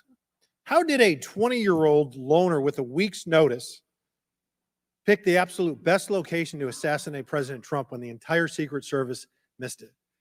Director Cheadle, in your leadership, your agency got outsmarted and outmaneuvered by a 20-year-old. How can we have any confidence that you could stop a trained professionals from a nefarious nation state? Those are absolutely questions that we need to have. I know they're answers questions, to. but the fact of the matter is we can't have that confidence. Director, do you have the ability personally, and do you have the authority to beef up security of any of your protectees? Yes, I do. Okay. So were you also aware there was a credible threat President Trump was facing? He was facing a heightened security threat to a foreign adversary? Yes. Okay. So given that there was an increased threat to President Trump's life, was he provided a full security complement akin to what a sitting U.S. president would receive? He was provided a full complement of security based on the threat assessment that we had. That's not my and question. the venue. My question is, if he'd been the sitting president, would he have had the same security he had on July 13th, or would have been beefed up? There is a difference between the So sitting he didn't. So president your answer is he didn't. and continuity of government and the So responsibility he that we did have. not. Okay, there wasn't a CAT team, the full CAT team on site. There wasn't counter surveillance teams on site. But this is the thing. You just said you had the ability to beef up the security. You knew about the threat, and you didn't. And that's as telling as it is chilling. We have satellite images from the Butler Fairgrounds. Have you visited the site? No, I have not. 9 days and you have not visited the site. You should have been there that night. Did you talk to, that evening, did you talk to the team, the heroes that surrounded the president? Did you call them that night? They were still operational work. So that's an answer is no. Did you call them the next day? President. Yes, I spoke with. You called them the very next day, not the day of, or was it 72 hours after? I don't know the timeline, but I spoke with Okay, them because you're under oath. immediately I following. think it was 72 hours after you waited 3 days. What is immediately clear is that there are a number of structures that need to be secured. Of these, Director, other than the first, immediate 4, what's the most dangerous site that should have been secured? Because security 101, you got to mitigate the high ground. Yes. Okay. Do you know what the next most dangerous site? What was the closest structure to the president, other than the 4 immediate ones that you had your counter sniper teams on? There are a number of structures around that event site. You know who the shooter knew? The shooter has visited the site 2 more times than you have, and he had a drone, and he picked the AGR building. So you said, do you remember in an ABC interview you did that you didn't have people on the roof of the AGR building because you were worried about safety because of the slope? I recall that statement. Okay. Does the Secret Service have written policy you can share with us about slope roofs? No. Okay. So why'd you act like there was one? Because is it your practice to comment on enormous events of enormous national implications when you're ignorant of the facts? That's rhetorical. So here's this thing with the slopes. You go all up to like 1812. You can go to a 112, which is about as flat as you can get without it being completely flat. And you're saying that there was a danger, safety concern there. But the problem is, Director, you put your counter snipers on a 312 roof, which is steeper than the 112. And by the way, the 112 is ADA compliant. You can build a ramp for a wheelchair on a 112 roof. So these are nothing but pathetic excuses, and they make no sense, and they're a bunch of cow dung. All the law enforcement I've spoken with over the last 9 days are amazed that the AGR rooftop was not secure. You want to know why? Because it's dangerous. I have never had any long gun training in my life. I own an AR-15, and last time I shot it one time my whole life. It was 6 years ago. That is until Saturday, where we recreated the events in Savoy, Texas. We recreated what happened in Butler. I was lying prone on a sloped roof at 130 yards at 6:30 at night. And I knew that he had a scope. I didn't know what kind, red dot or magnified. So I shot 8 rounds from both. You know what the result was? 15 out of 16 kill shots. And the one I missed would have hit the president's ear. That's a 94% success rate. And that shooter was a better shot than me. It is a miracle President Trump wasn't killed. Corey Comparatore's life is over because that damn shooter made it on the roof. And it wasn't the roof that was dangerous. It was a nut job on top of the roof. You know what else is dangerous? I believe your horrifying ineptitude and your lack of skilled leadership is a disgrace. Your obfuscating today is shameful. And you should be fired immediately and go back to Garden Doritos. Mr. Chairman, I yield back. Chair recognizes Ms. Lee from Pennsylvania. Thank you, Mr. Chair. I'd like to thank the chair, the ranking member, for coming together and holding this hearing. But I have to say, I don't think any of our concerns have been addressed today. And what little we've learned has not inspired much confidence. I will just say that we obviously can't allow the violence we're seeing in this country become the norm or a commonplace, but that seems to be where we're heading. On this occasion, it was, very shockingly, a former president and current political candidate at a rally that we all assume is one of the most secure places we can be. But the violence we saw last Saturday is the same culture of violence that makes too many of our kids and our community members feel unsafe to play outside or to go to class or to simply live their lives each day. But again, this was a political rally and it is supposed to be one of the most secure places. So we do have very specific questions about that. Director Cheadle, I'd like to start by following up on some of my colleagues' questions. My colleagues, Mr. Krishnamurthy and Mr. Frost, highlighted a number of points that showed the shooter presenting an active threat. So I'd like to ask you, Director Cheater, to clarify what the protocol is for postponing or canceling an event based on a threat and how the events on July 13 didn't meet those standards. So again, I think we're talking about the distinction between suspicious behavior and a threat. And at the time that this individual was identified, they were displaying suspicious behavior. I'm still waiting for interviews from the FBI to determine what it was that identified that individual as suspicious and what those behaviors were. To that question, does suspicious behavior vary between different events? For instance, if we have an event with a president, would there not be a heightened standard for suspicious behavior? I think that there are a number of ways that someone could be identified as suspicious, and it doesn't matter whether it's at a rally or an indoor event or who the protectee is. I think it's up to law enforcement or citizens to identify someone as suspicious. Okay, thank you. According to the Associated Press, at least 6 different agencies, including 2 sheriff's office, local police, state police, as well as fire and emergency rescue officials were involved in securing the rally in Butler. When there are so many teams that are collaborating, who takes the lead and how is that determined? The Secret Service is responsible for the security of the site and the coordination. And that was the case on July 13th? Correct. Okay. Changing gears, in 2024's appropriations budget, the Secret Service was given a little over $3 billion, which was about $78 million above what was requested. For 2025's budget, you've requested yet another increase. How much of these funds goes towards training and improving protection procedures? I would have to get back to you on the training aspect of it, but about 30% of our budget is for protection and facilities and training. But clearly the problem can't be a lack of funding. So what exactly do you see as the core problem that led to this failure, that led to your agency being outgunned by a 20-year-old using his father's gun and acting on his own without a particularly sophisticated plan or technology? I think that we are waiting to determine exactly what those failures or failure was so that we can make sure that the Secret Service is stronger after this.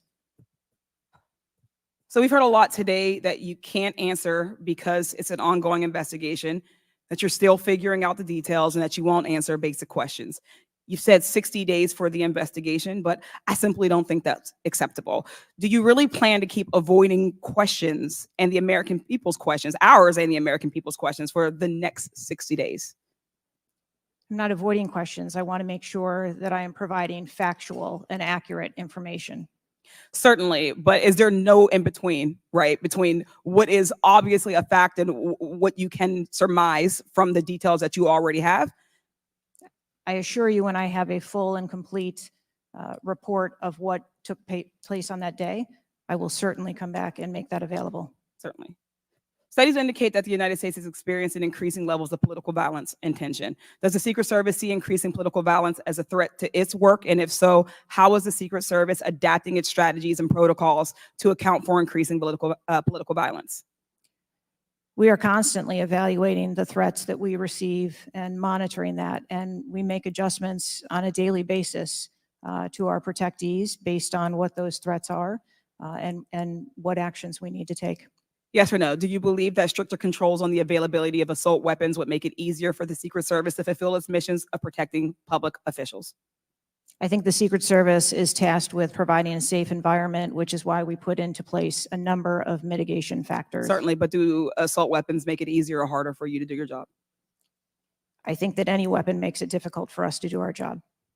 Okay, I yield back. Chair now recognizes Mr. Donalds from Florida. Thank you, Chairman. Director, real quick, at what time was Secret Service aware of the active threat against President Trump? Director, what time? So the Secret Service was aware that there was an individual who had been identified as suspicious, and that individual was attempting to be tracked down. At what time? I don't have a specific timeline other than to tell Director, you, it's been 9 days. I At understand what that. time? I want to make sure that I give you factual information, sir.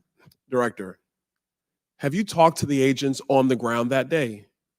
Yes, I have. You've talked to all of them. Mhm. Your senior team has talked to every agent that was on the ground that day. Yes, we have. Have they all corroborated the same time they identified the shooter or they were made aware of the shooter, either by attendees in the crowd or local police department? There are a number of reports of when those times were made. Was it those 5 minutes notifications. before the first shot rang out? No, Generally speaking, was it 10 minutes before the first shot rang out? no. It Was was it 15 minutes before the first shot rang out? It was less than that time frame when it was identified as a threat. How many days before the shooting took place did Secret Service actually do their advance work to secure the facility that the rally was going to be held at? 5 days. In the 5 days prior, when the security advance team did their work, did they identify the rooftop as a potential threat? Again, I'm pulling those reports and that information. It's been 9 to days, conduct those Madam interviews. Director. Did they notice a rooftop 150 yards away that was a potential threat? Yes or no? I am certain that the rooftop was noticed. I am pulling the reports. What was the security parameters around securing that rooftop? What did they do? There was overwatch provided for that rooftop. Did Overwatch fail? I am waiting to hear what the results of the investigation were so that I can identify where the failure was. Who did you talk to that was on the ground that day that was responsible for Overwatch? What are their names? I'm not going to provide their names in this setting. Did you talk to the people that were providing Overwatch that day? I've talked to the people that conducted the advance on that day and that were working the shift and were the counter snipers on that day. So you talked to the counter sniper team. You talked to the people who were providing Overwatch that day, and you talked to the advance team, correct? Yes, sir. What did they tell you? We are putting together a comprehensive report so that I can identify exactly where the gaps and the failures. When the counter sniper team was on the roof and they identified that there was suspicious activity on the roof in question, what was the chain of command's orders around the person on said roof? Because I'm quite sure somebody saw in under your organization, the Secret Service, I'm quite sure somebody saw the shooter on the roof. So what was the communication through the chain of command to deal with said person? What I can tell you is that when the individual was identified by the counter sniper, they took one shot and neutralized that individual. But that was after the shooter already took a shot. Is that correct?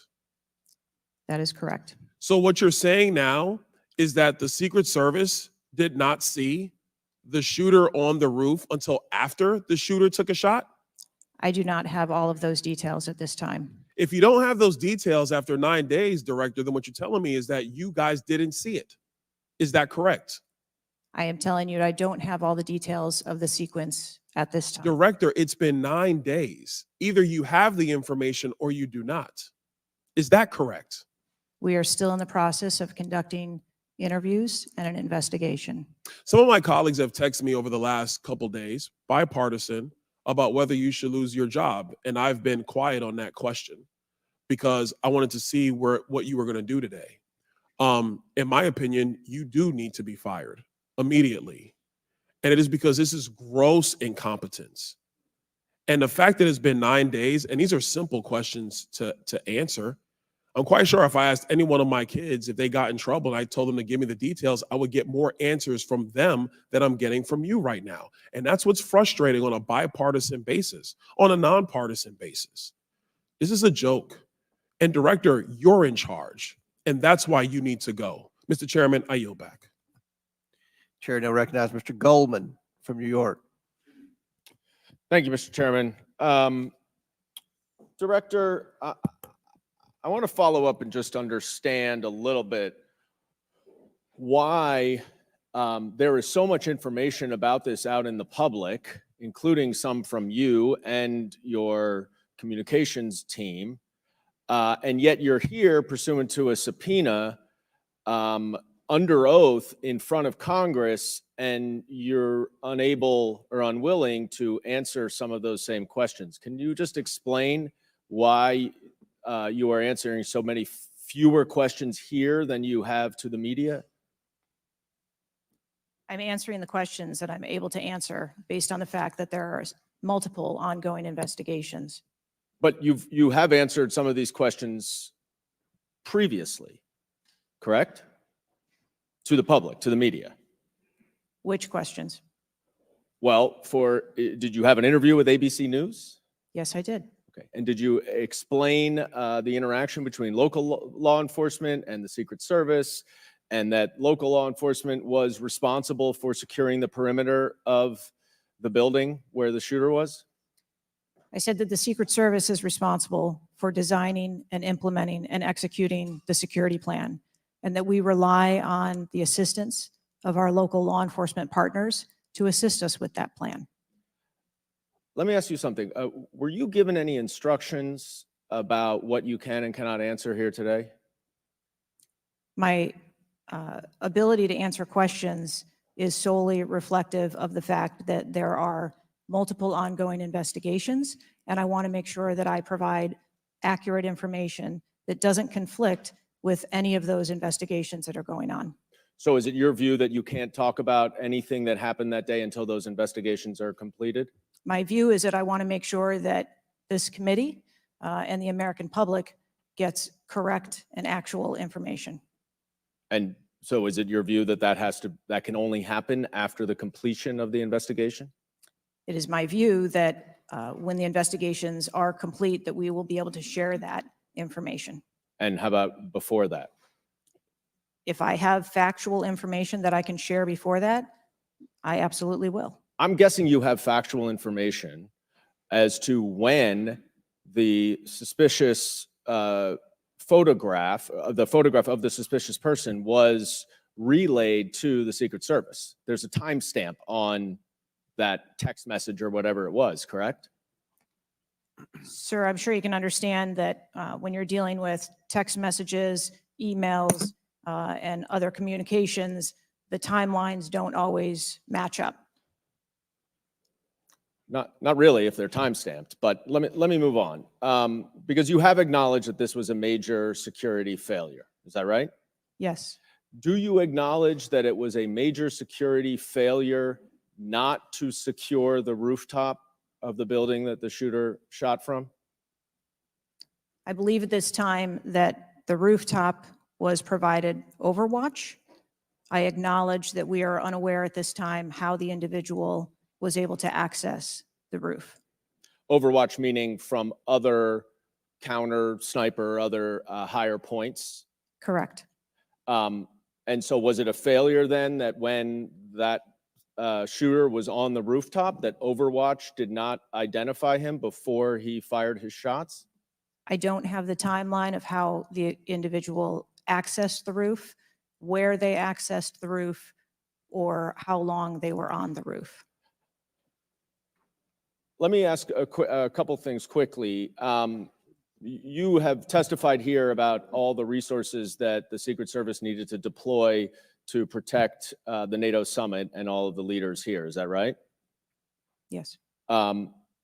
Did you have to rely more on local law enforcement because of the NATO summit for this event? The Secret Service routinely works with local law enforcement at every event. It doesn't matter whether it is a NATO summit, NSSE, the RNC in No, but that's not my Milwaukee. question. Obviously, there's a natural give and take as to, I'm sure, how many agents you deploy and how much you rely on local law enforcement. Did you have to rely more on local law enforcement because there were fewer Secret Service assets available because of the NATO summit? No. I hope we get answers before the completion. I don't like the fact that the media has received far more answers than Congress has. If this is a function of getting your ducks in a row, I assume you have access to a lot of these reports and a lot of this information, and you should have come prepared here today. And I would just want to flag, Mr. Chairman, before I yield back, that I want to just point out one thing that my colleague from Texas was talking about when he said he recreated the shooting twice with an AR-15, and he had a 94% success rate, 15 out of 16 shots. I don't know why that doesn't convince him that we should get rid of AR-15s, but clearly we need to do something about the prevalence of AR-15s and weapons of war on our streets. And I yield back. Chair now recognize Mr. Perry from Pennsylvania. Thank you, Chairman. Director, I guess 60 days is the time of the investigation. Is that the information that you've put out, or where did that come from, 60 days? Or is that just information that the committee members are talking about?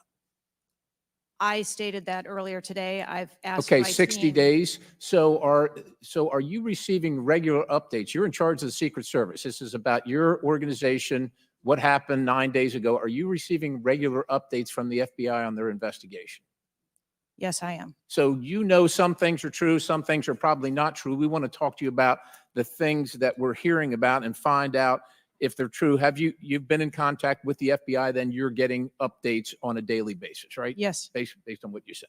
Okay, so, and are you confident that the person in question, Mr. Crooks, was the only person firing that day against the president or the crowd? Is he the only one? I'm not asking you yet if he acted alone, but is he the only one, or can you say that with certainty to the American people?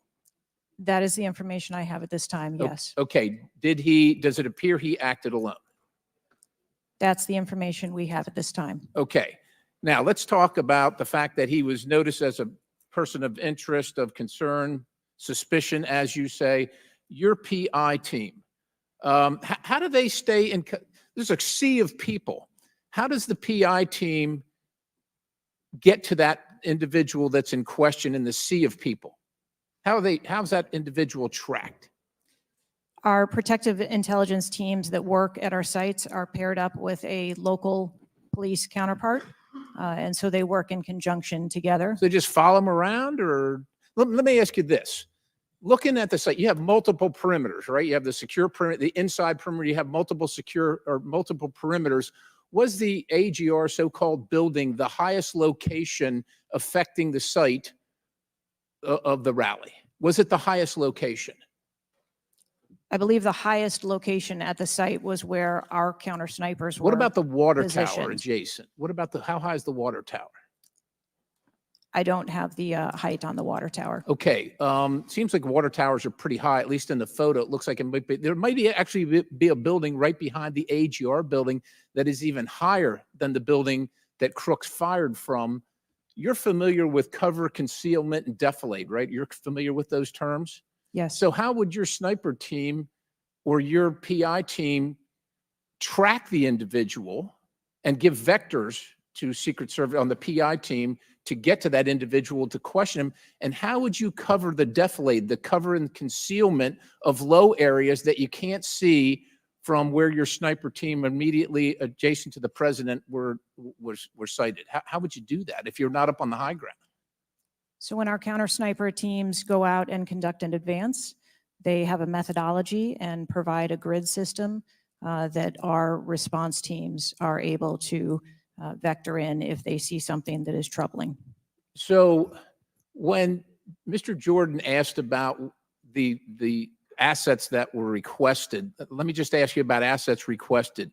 Were aerial assets requested for this event from either the Secret Service or state police or anybody else, drone, manned, otherwise? Aerial assets, were they requested?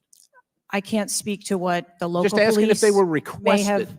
conversations with the local police, but I can tell you that the assets that were requested from the Secret Service for the site that day were all granted.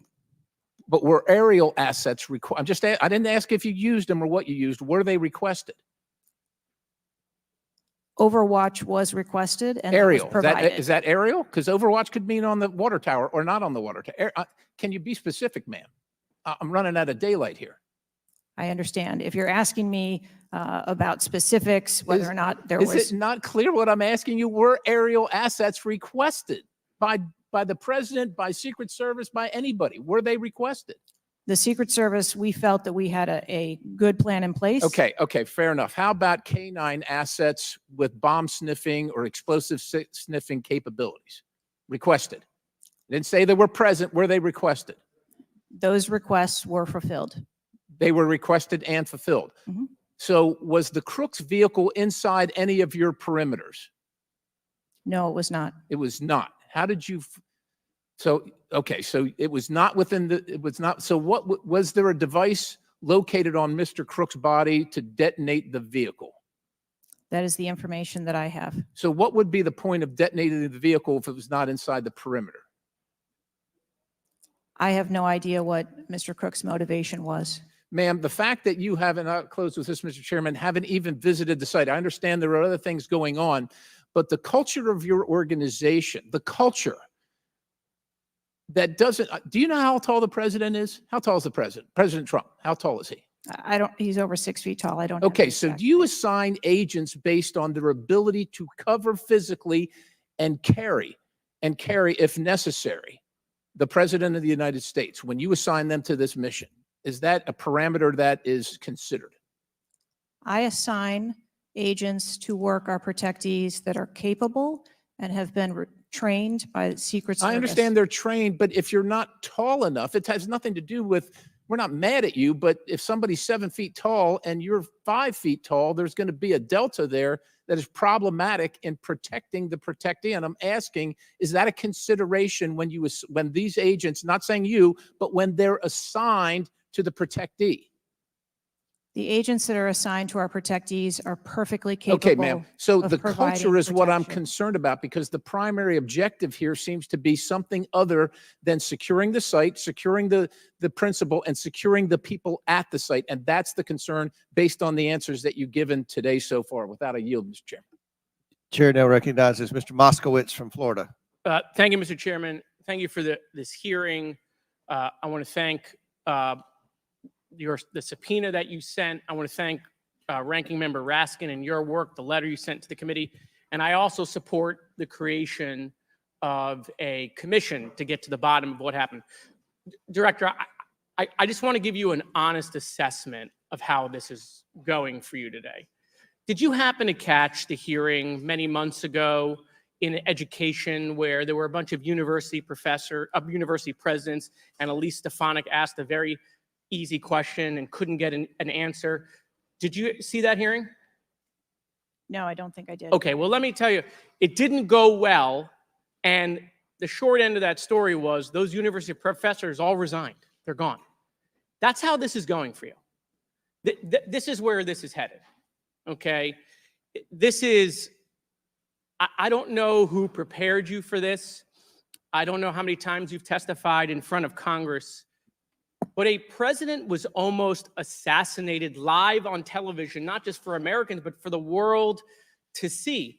And this being your first opportunity, I understand there's an ongoing investigation. I understand there's things that you can not talk about. But the idea that we're getting less than you did on television is something that Democrats, Independents, and Republicans are going to find unacceptable. My high school, Marjorie Stoneman Douglas, was on the list of mass shootings that Representative Raskin held up. That very day, the school resource officer, a police officer, did not run into the building. He hid in the stairwell while the shooter was in the building. He stayed outside, never helped. Okay. He also directed other officers who showed up on the scene not to go into the building.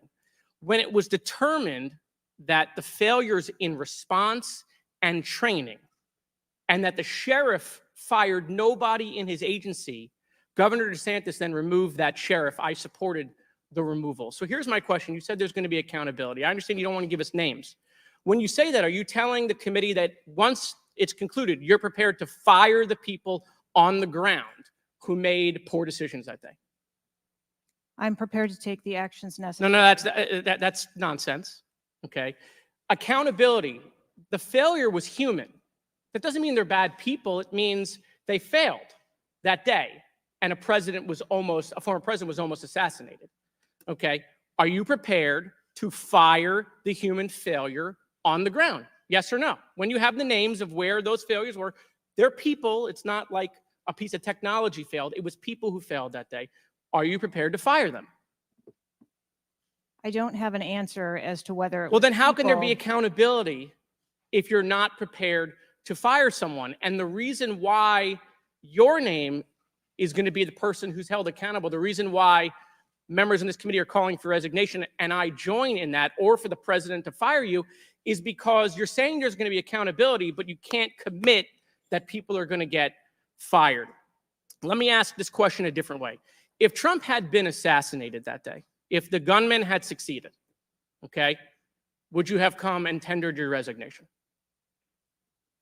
I would still be sitting here because I would want to ensure the integrity of the investigation. Totally that would move understand. forward. That's a fair answer, that you would have set up that process. But would you have had the honor to come in front of the committee and say, former president was assassinated on my watch, there should be new leadership?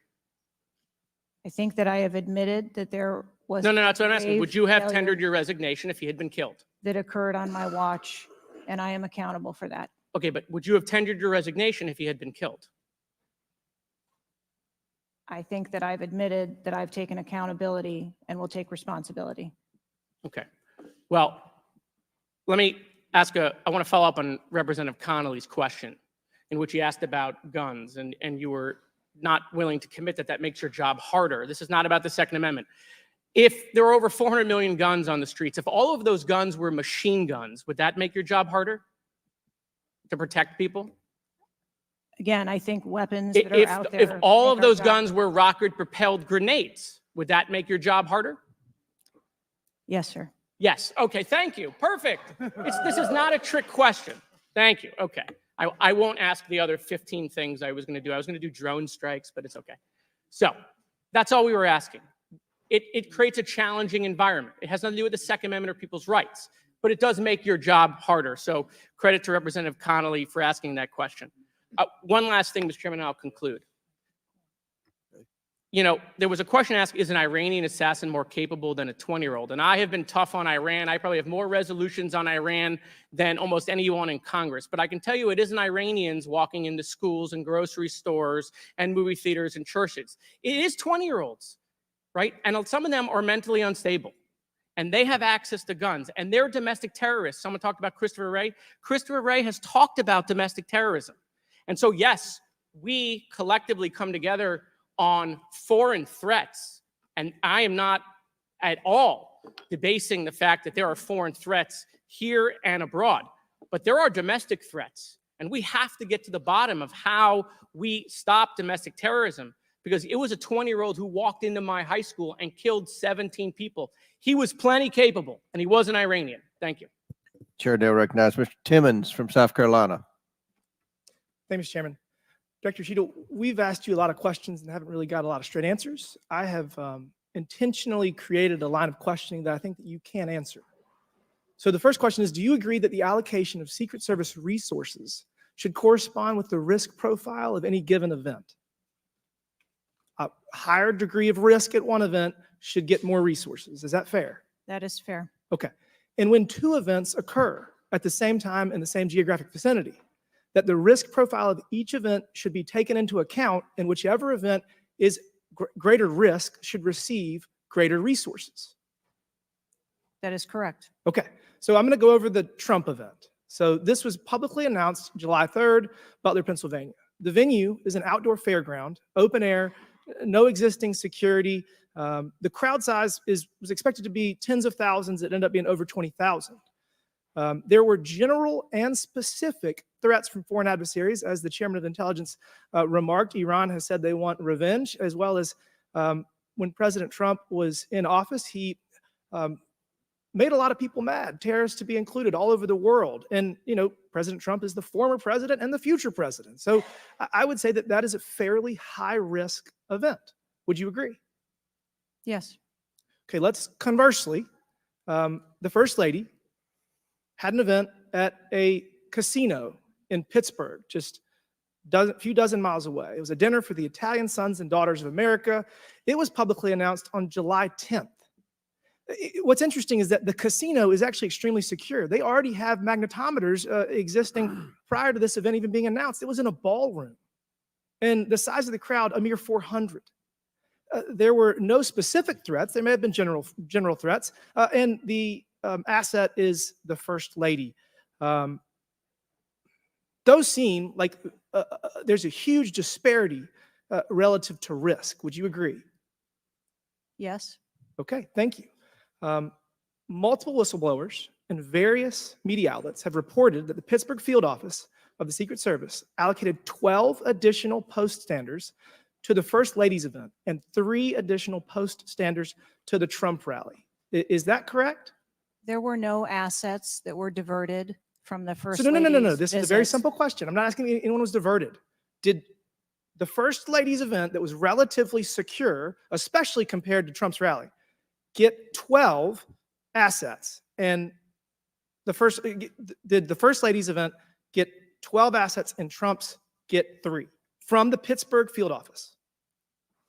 That's a yes or no question. If you don't know, don't answer it. I mean, if you don't know, don't The number answer of it. personnel that were allocated to both of those events were comparable to the risk at both of those events. Wow. Really? So you think that the Pittsburgh casino, 400 person in a ballroom with ingress egress through probably a very well guarded parking garage was 4 times more dangerous than a 20,000 person rally in an open field with the former president and future president? You think that that's 4 times more dangerous, the casino event? I didn't say that at all. Well, they got 4 times the resources from the Pittsburgh field office, who was likely in charge of the final walkthrough for both events. I mean, we've continually highlighted the failures of the Secret Service at the Trump rally. And, you know, you have the former and future president getting shot. You have multiple injuries, 1 fatality.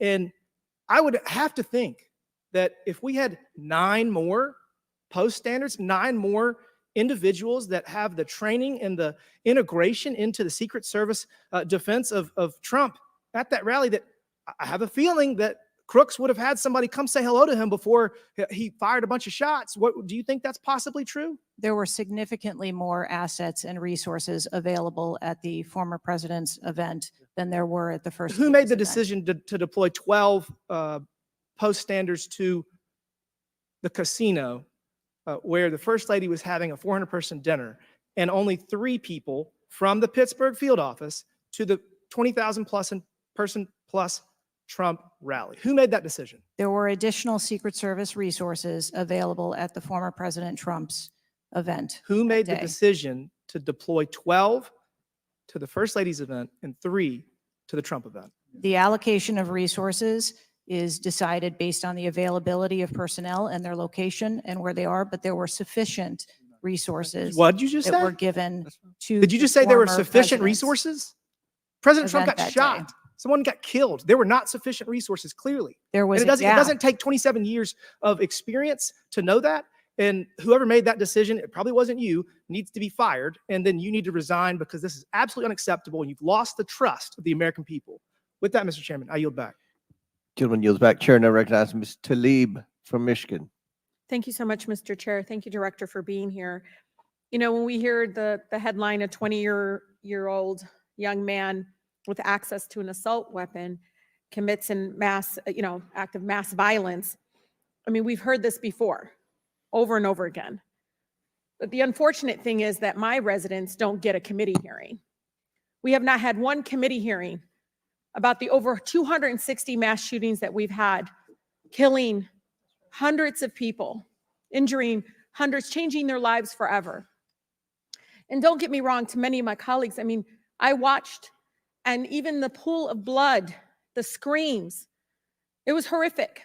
But it made me think about the images I saw after mass shootings at schools, grocery stores. I mean, I think of Buffalo, New York at a supermarket where a racist gunman killed 10 shoppers with an AR. In El Paso, AK-47 style assault rifle killed 22. In Florida, in Parkland, Florida, 17 students and teachers murdered, again with an AR.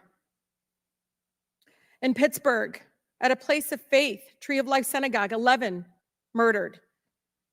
And don't get me about Newton, Connecticut, which still breaks my heart. 26 murdered, including 20 elementary school children. This year in Michigan, we've had, Mr. Chair, 2 mass shootings. 21 shot in Detroit. One of the most horrific shootings we've seen. 2 killed at a splash pad in Rochester Hills, Michigan. 8 shot there. Again, an assault weapon used. But the difference here is the former president gets a hearing in his attempt to assassinate, but our residents don't get a hearing about mass shootings, about gun violence in our country. You know, Mr. Chair, I ask this wholeheartedly. You know, they don't have Secret Service to protect them. They don't. I don't have these mass agencies protecting our kids in the schools or the supermarket, movie theaters, or going to a block party in Detroit. I don't have that. We don't have that. But I can't believe we're just going to focus on that and not the fact that we're hearing yet again in the headlines, a 20-year-old young man having access to an assault weapon, a weapon of war. Many of my veterans say they have to be trained to use, but he can get it, wasn't safely stored by the parent, grabbing that gun, and innocent lives were lost. Director, I know you got asked about this, and I think it's important, though, you know, for us to hear this. But how difficult is your job when there's such easy access to assault weapons in the streets? I think the job of a Secret Service agent and officer is incredibly difficult. I think the environment we deal with every day and the dynamics of the threat environment is incredibly difficult. These are brave men and women who put their lives on the line. And a day like we had on July 13th is a day that no one in my agency ever wants to have as their responsibility. It is an incredibly difficult job. Yeah, I immediately thought of the children in the audience. I mean, when you think about going to a rally with your family, again, their lives are forever changed. The incident are never isolated. I really believe these incidents are never isolated. And I know Detroit Free Press had reported that the 20-year-old Pennsylvania shooter looked up the 2021 Oxford High School shooting in Michigan. Can you comment on what information this shooter was looking up in regarding the tragedy of Oxford High School, where it took 4 of our high school youth there? I'm sorry, I'm not able to. The FBI has those details. So you can't even tell us, I mean, was he looking at the type of weapon? How many? Yeah, unfortunately, I don't have those details. Do you have, I mean, did they share that with you though? I don't have the full content of what his searches were. I think that they are still in the process of examining all of his devices. Okay. Again, you know, again, the impact, I want to be really serious about this. The impact on our families is more than just this political rally, Mr. Chair. We have to talk about this, even if we're in disagreement. Let's talk about it, because I've seen statistics that show that we could be saving lives now if we ban these weapons of war from our from being able to buy it at the local store down the street. I mean, we just can't continue to allow this to happen. And unfortunately, my residents are not former presidents of the United States. They don't get a hearing. They don't get Secret Service, any of that. And even among those that are expressing the failed in the system, they just deserve better. They truly do. Thank you, and I yield. Chair now recognize Mr. Burchett from Tennessee. Thank you, Mr. Chairman. Ms. Cheadle, the shooter was set up on the roof of the AGR International building, as we know. Was the roof identified as a potential vulnerability days before the rally? To my knowledge, yes, it was. Were agents or officers inside the building? If so, what floor were they on? We had local police officers inside the building. The roof looks like it's a tin roof. How did no one inside that building hear someone moving on top of a metal roof? I don't have the details of all of the interviews that have been conducted yet. When will you have those? I have been asking, and I want to have that information as soon as you do as Okay, well. why did Secret Service fail to block the line of sight from that roof? I think that the Secret Service put together a plan where they were counting that roof in as part of their overwatch. And that was the plan that they had put in place that day. If you weren't going to put a security personnel on the roof, why not at least use drone technology or aerial surveillance to monitor the rally? There are a number of times that we do use drone technology. I'm not speaking specifically to this event and what was utilized or not. There are times when drone technology is available and helpful at events, and there are times when it is not appropriate. Do y'all use Signal? Do you personally use Signal to communicate with any official from the White House? Signal on your phone. Oh, on occasion, I'm sure that there are people that use Signal. Yes. Okay. Do you use it to speak with the White House? Use Signal? No, I do not. Okay. When was Thomas Crooks first identified as a person of interest? Let me help you. At 5:10, he was spotted with a rangefinder at 5:51. And when did Secret Service notice him? Again, I don't have those specific timelines, but it was a relatively short period of time. Let me help you. 5:52. Ms. Cheadle, why was President Trump allowed on stage 10 minutes after the Secret Service spotted a suspicious individual? That seems to me to be the worst thing of all. All the breakdown and all this communication, all the BS you've been feeding us here today or not feeding us, that seems to be the question. So as I've stated before, there are a number of events where suspicious people may be identified. That doesn't necessarily. Ma'am, I submit to you, you got a guy who's going to be the next president of the United States. He's on stage. I've been to these events. We've all been to these events. A car backfires and there's a 15-minute dadgum wait. That's not acceptable. Did the Secret Service tell President Trump they'd spotted a suspicious individual before he was shot? I am unclear as to what the communication was with the former president at that I'll time. take that as a no. Did y'all deny President Trump's request for more security? Yes or no? And when was the most recent request for additional security? The rally request for security, all of those requests were fulfilled. And were there any personnel redirected to Jill Biden's rally? No. Who made the decision on the direction of agents at either one of those rallies? I'm unclear as to your question on the direction of the agents. I said, who directed those agents to be at Miss Biden's rally or President Trump's rally? Those specific agents. So there is a methodology in which agents are available for assignments, and they are assigned based on either geographic location or logistics or flight. Ma'am, I appreciate all that, but that methodology about got President Trump killed. Was the security detail guarding President Trump a temporary detail? The personnel who are assigned to the former president's detail are assigned to him. Why was there a different detail on the opening night of the convention than the detail that was guarding him in Pennsylvania? The president has a very large permanent protective detail assigned to him. They work shift work, and so it could be that people you saw at the rally were not working the same shift the day that he was. I can assure you, ma'am, somebody that's a lot shorter than the president was not at the convention, and the people that were cowering down behind the mass of agents that were on top of the president were not in the convention hall. At least I didn't see them. You can't seem to answer a single question about an ongoing investigation, ma'am, and you don't know when the information will be released publicly. Are you waiting for the administration to sign off? No, I am waiting for the results of the investigation, at which time. Okay. Let me ask you one more question. You found explosives in the shooter's possession. Is that correct? The FBI found explosives. Do we know who directed this young man how to make those explosives? I believe that the FBI is still looking into that on their investigation. Ms. Cheadle, you said that the buck stops with me, and I agree. I don't think you should resign. I think you should have been fired. Ma'am, you are a DEI horror story. I've told my daughter multiple times, my wife and my daughter, we talk to her all the time about how she's going to succeed in life. She'll succeed in life by achieving. Ma'am, you have not achieved today. You've let the American public down. If it was up to me, you'd be gone. Thank you, Mr. Speaker, Mr. Chairman.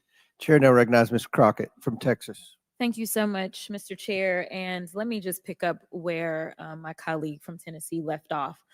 Director Cheadle, was the incident on July 13th due to DEI, or rather systemic failures in communication and potentially safety protocols? The incident on the 13th has nothing to do with DEI. The incident on the 13th has to do with a failure or a gap, either in planning or communication. Thank you so much. In fact, I have a few articles that I will enter into the record once I wrap up that actually acknowledge a number of women specifically for their valor in their service, whether it's been in various levels of law enforcement. But, you know, I want to stick here for just a second, because earlier you had a conversation in which there was a discussion about training. And I want to talk about training, and I want to talk about the fact that there's been a little bit of dancing around as it relates to this being a suspicious person and this being a situation that was perceived to be a threat. And it seems as if there's a different analysis that takes place. One of my questions has to do with if you have any bias training that your officers undergo. And the reason that I ask that, because as a civil rights lawyer, I have learned so many times in having to deal with law enforcement that there usually is not a perception of a threat when it is a young white male, even if they are carrying a long gun. Yet a lot of times, at least in this country, when it comes to law enforcement, there is a perceived threat just by somebody having a little bit more melanin in their skin. So I'm curious to know, because a lot of times, one of the things that we have consistently pushed for on my side of things, and when I say my side, is once we are looking at a tragedy in which law enforcement made an error, is the bias training and whether or not our officers are getting it. So I'm curious to know, in some of the training that you talk about that is part of your budget, has bias training been part of that? Yes, it is. Okay, thank you. I know that today is a rough day, and on that day in Pennsylvania, it was a rough day. And the reality is that I understand it, and you may or may not know the answer to this question. In the space in which this event took place, it was an open carry space. Is that correct? That is correct. Okay. So I hail from the state of Texas, and interestingly enough, I was serving in the state house right after there was a mass shooting in El Paso. We had an opportunity to do right by our citizens in Texas, but we did not. Instead, they passed permitless carry. And what my colleagues kept trying to get you to answer, because we want to come up with solutions, we don't want to keep pointing the finger. And right now, you've got a bunch of fingers that are pointed at you. But our job is to solve problems for the American people. And to be perfectly honest, the numbers are clear. I think almost every major law enforcement agency come forward and say that they were against permitless carry because they said that their jobs would be made more difficult. Unfortunately, my colleagues on the other side of the aisle in the state of Texas decided that they would ignore those warnings, and they passed the law instead. And right after they passed that law, we ended up with Uvalde.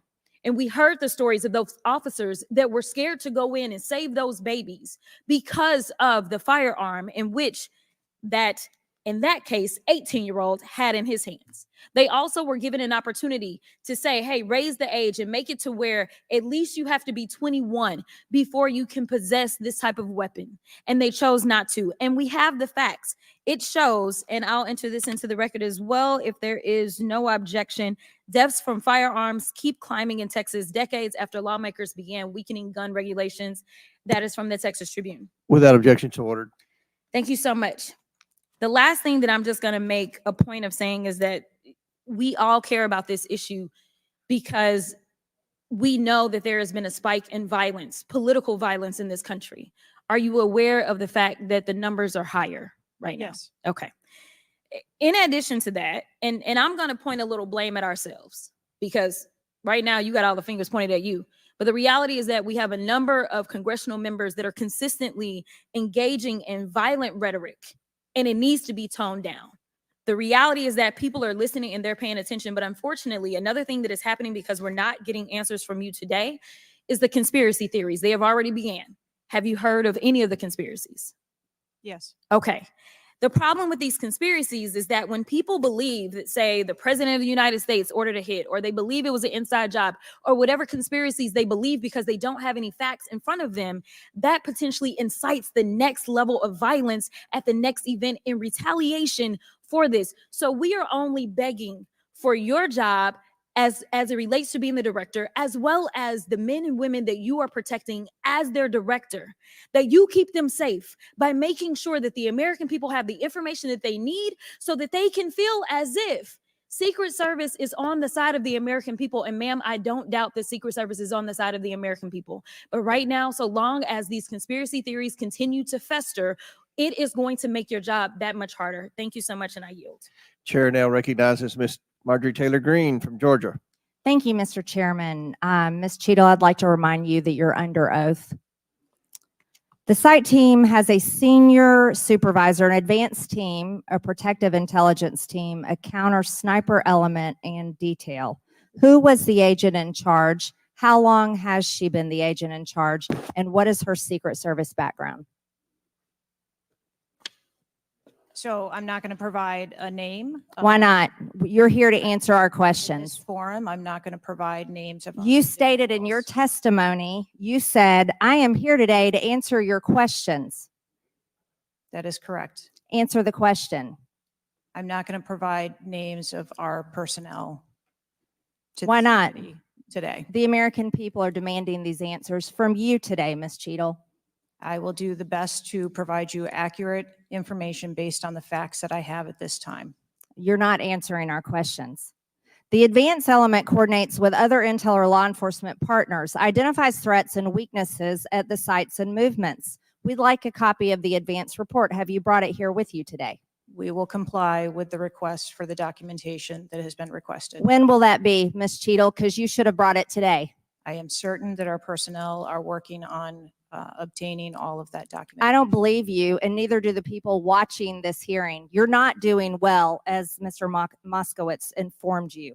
You've been sitting here for over 3 hours, and I have you know the entire country is demanding you resign and demanding that you be fired if you do not resign. Things are not going well for you. You need to answer the questions. Was there a protective intelligence team, and what technical resources were utilized for that event, specifically drone or helicopter assets?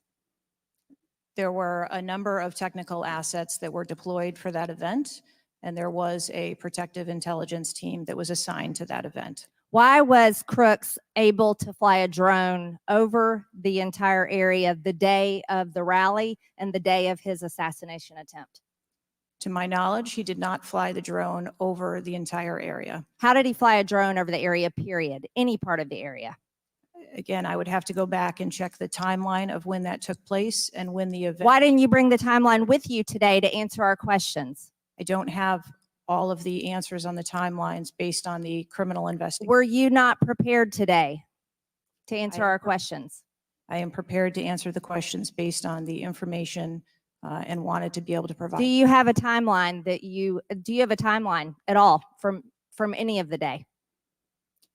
I have a timeline that does not have specifics. That's shocking. That is absolutely unacceptable. That means you are a failure at your job. Let's talk about things that are prohibited in Trump rallies. And I've been to a lot of Trump rallies. Backpacks and bags, bicycles, firearms, any type of weapon or any other item determined to be a potential safety hazard, like a rangefinder would be one. At 5:10, Crooks is first observed by one of the snipers, AGR Sniper 1, at the building. 5:10. 5:10, President Trump was shot in the face at 6:11 p.m. 5:28, AGR Sniper 1 takes a picture of a bicycle and 2 bags. Those belong to Crooks. 5:32, AGR Sniper 1 spots Crooks looking at his phone and using a rangefinder. 5:55, Butler ESU Command confirms receipt of photos and states they have been relayed on.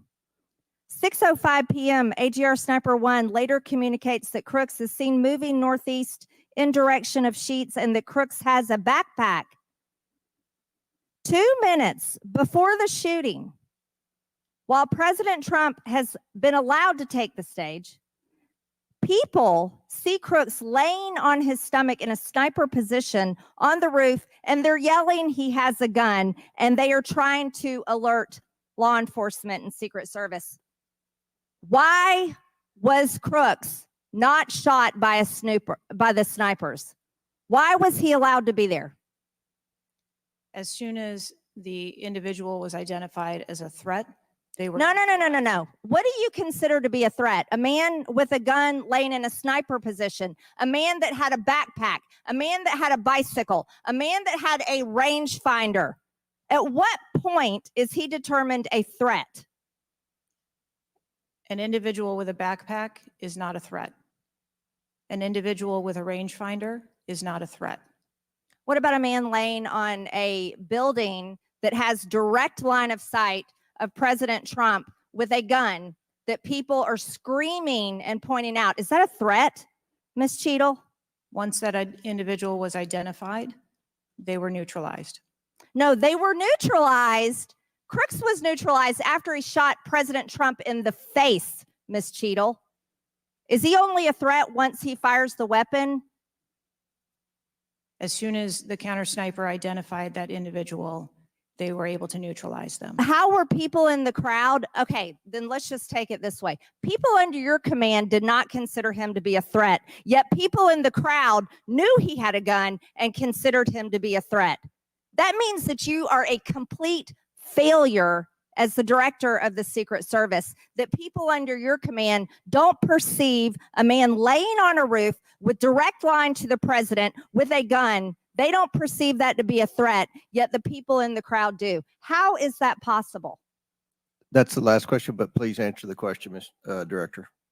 I'm not certain at this time how the information from the people in the crowd was relayed to any law enforcement personnel. No, you knew that everyone knew. The people there knew that there was a danger. They knew there was a threat to President Trump, and it was allowed to happen. Was there a stand down order, Ms. Cheadle?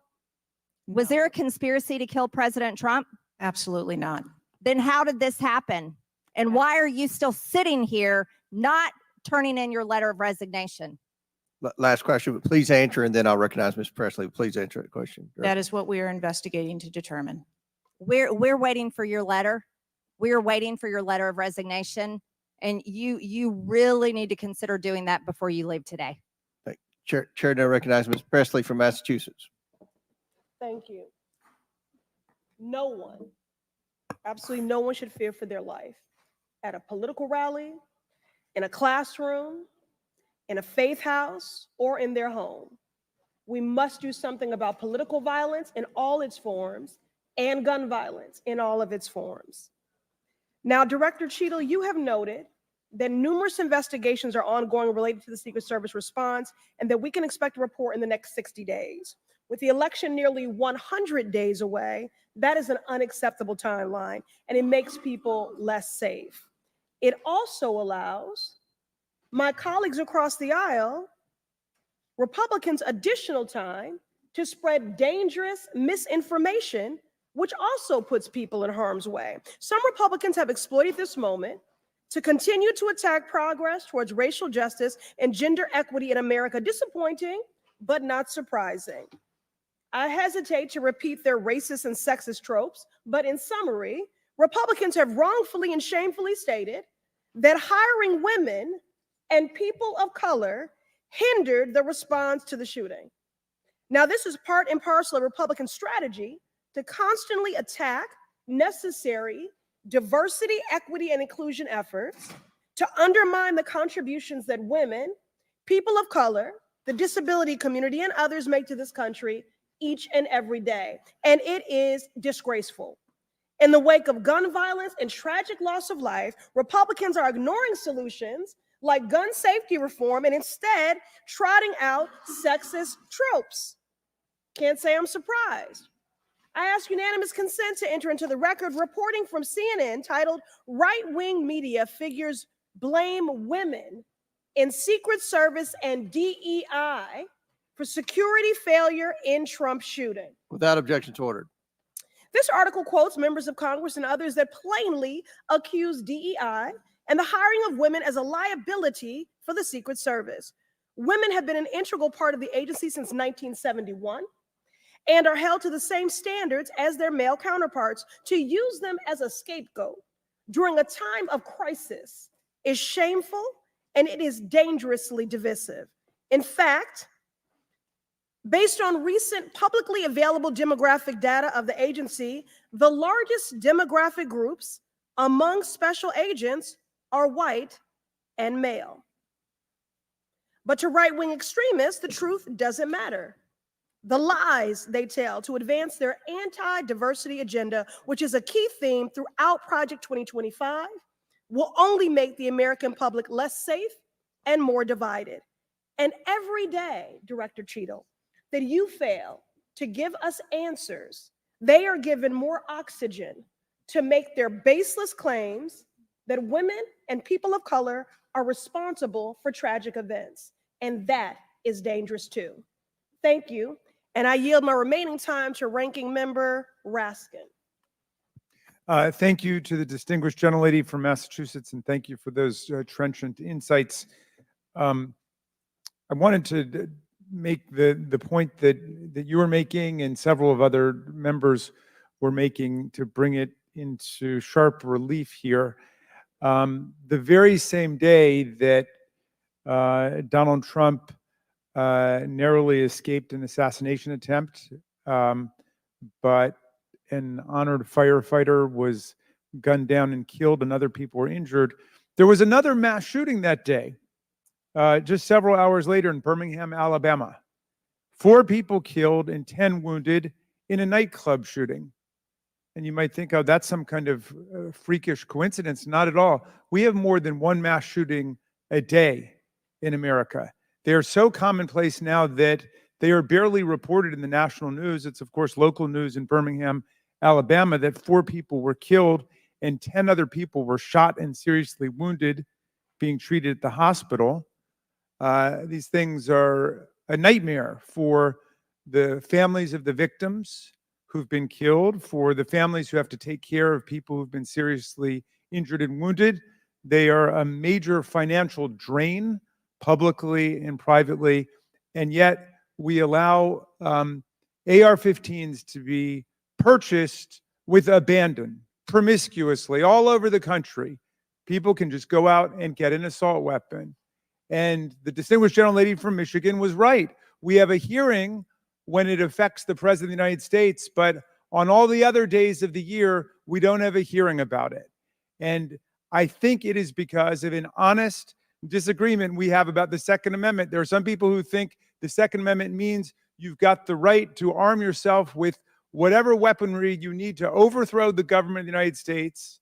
And we reject that as a false interpretation of the Second Amendment and a false interpretation of the Constitution. We can ban assault weapons. We did it back in 1994. It dramatically reduced these mass shootings. And when that ban was lifted, the mass shootings went up through the roof again, and we've shown it. And so just like we're demanding real answers and real action from the Secret Service, let us demand real action and real answers from ourselves about the nightmare of mass gun violence, which puts America into a category all its own when you compare us to the countries in the European Union or Canada or other similarly situated countries. There's nothing like what we're going through. So we've got to act on the Secret Service to protect ourselves against political violence, and we've got to act as a Congress to protect ourselves against AR-15 violence in America. Chair recognizes Ms. McClain from Michigan. Thank you, Mr. Chairman. And first of all, I want to thank the Secret Service agents, those who work tirelessly to protect our president, and specifically those agents who did not hesitate to jump in front of President Trump. And my heart goes out to the family of the Comptoir family and the people at the rally who are still recovering. On the other hand, the Secret Service has a leadership problem, and it falls on you. And although I appreciate your hollow words that the buck stops here, I was actually hoping for some answers. Director Cheadle, you must answer to the American people if you want to stay in charge. It's really, really simple. You want to keep your job, right? Absolutely. Okay. The best way to keep your job is to answer the questions, not play this shell game, not sing the Slim Shady song, wasn't me. I mean, come on. How long did you prepare for this hearing?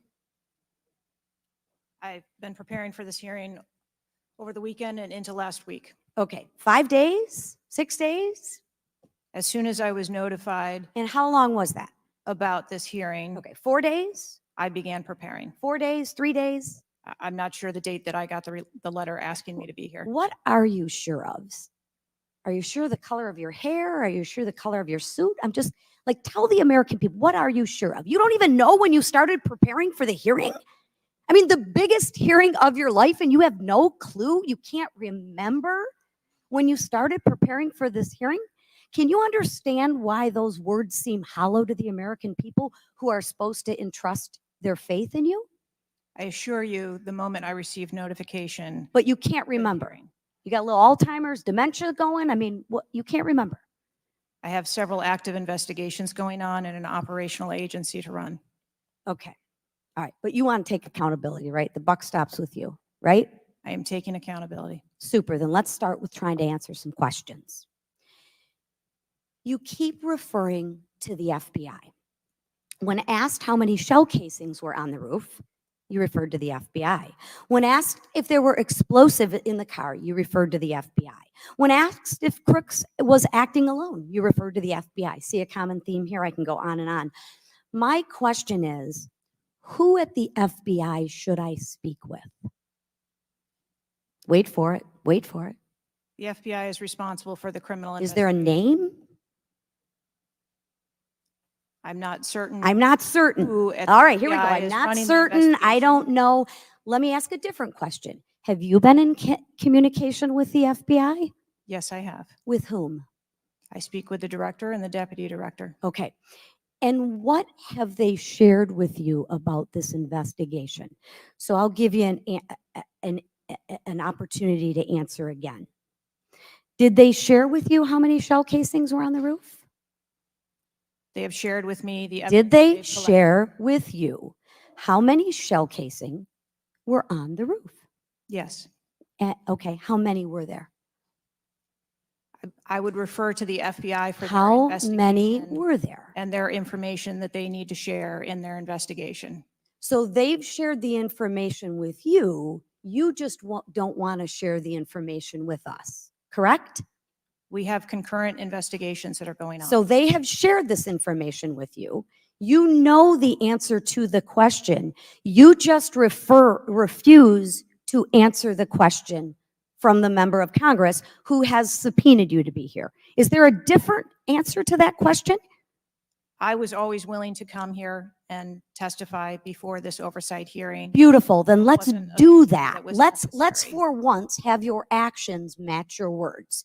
So you've been in communication with the FBI. You know the answers and you refuse to tell us the answers. So I will ask you again. You know how many shell casings were on that roof. What is the answer to that question? I think it's pertinent. What to talk, is the answer to that question? I think it's pertinent to talk to you about the information that the Secret Service has and that the Secret Service knows related I'm to the asking events you on an that day. answer to the question. If you're supposed to be in charge, if the buck stops with you, how come you can't share the answers? What are you covering up? What are you hiding, my friend? I'm not covering anything up. Then why can't you answer a simple question? I would leave it to the criminal investigation to answer questions related to that. When you talk to the FBI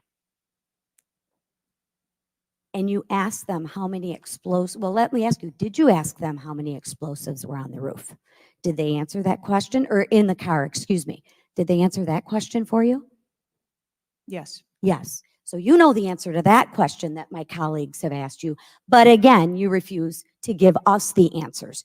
You're playing this wasn't me.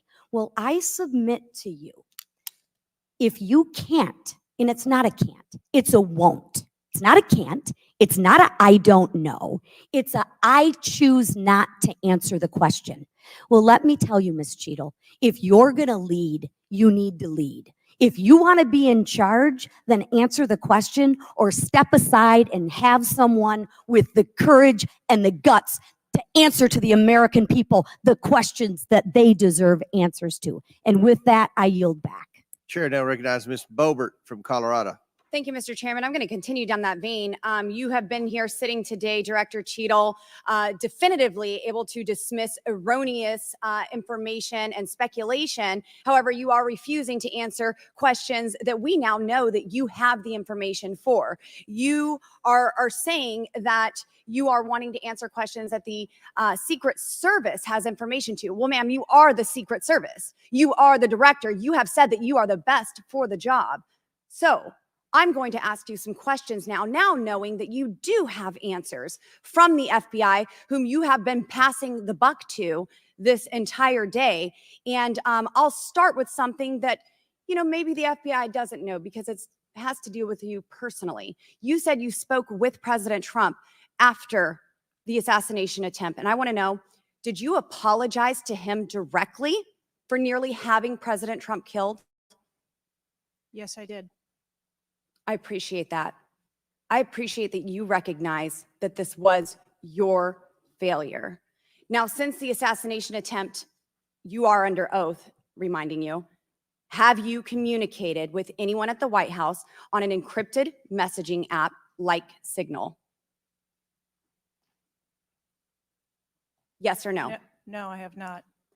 Are you willing to surrender your personal phone for analysis? If I am required to do so. Okay. I will look into making that request because I would like to see your personal phone to see if you're communicating over encrypted messaging apps. Have you ever turned down enhanced security requests from Donald Trump's detail, his special agent in charge, Sean Curran? Have you ever turned that down?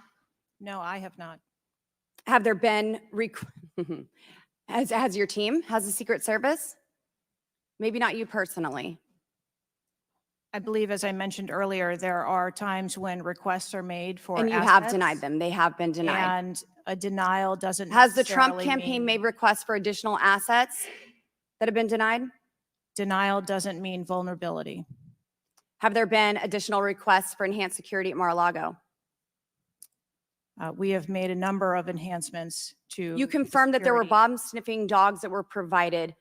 You failed to confirm if there were aerial security surveillance assets that were provided. So yes or no? Was that provided? At the rally? At the rally, yes, ma'am.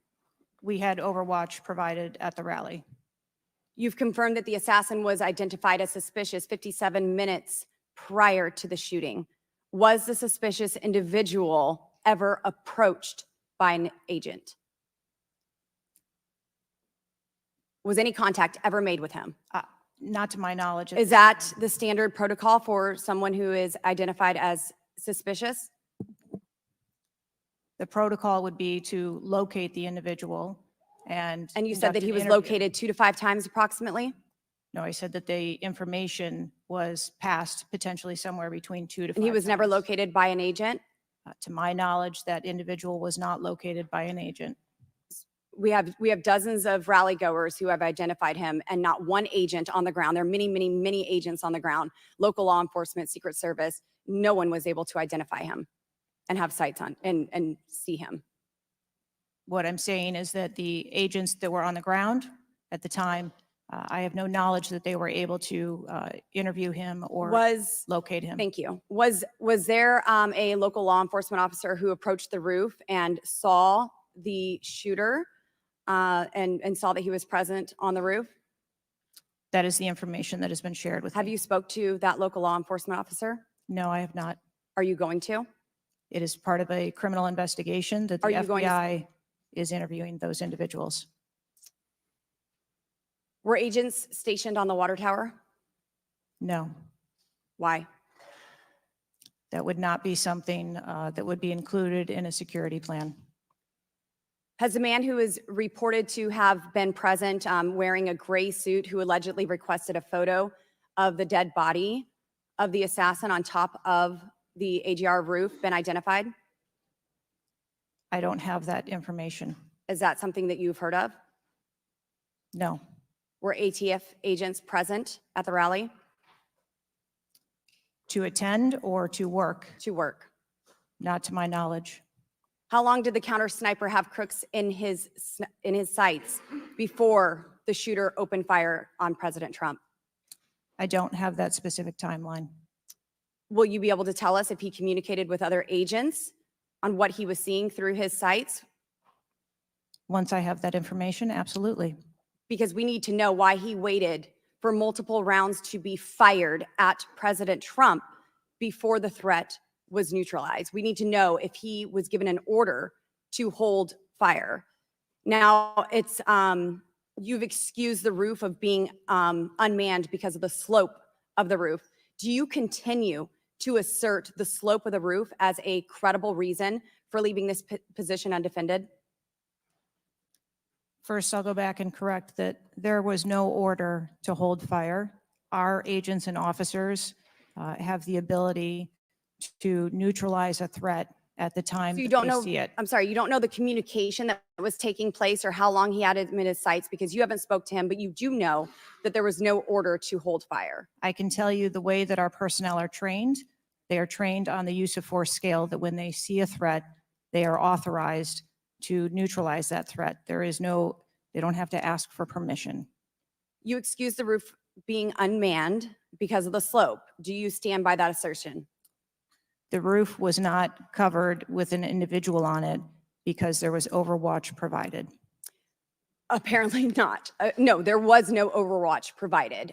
This is very evident. President Trump was shot. A man died. There was no oversight provided. I find this rather maddening, especially now knowing that you do have answers from the FBI, who you have been passing the buck to this entire hearing, not answering a congressional hearing, members of Congress, while you are under oath and under a subpoena. I find it maddening that the director, that our country has come centimeters away from oblivion under your watch. You have answers. You are refusing to give those to us, directing us to the FBI.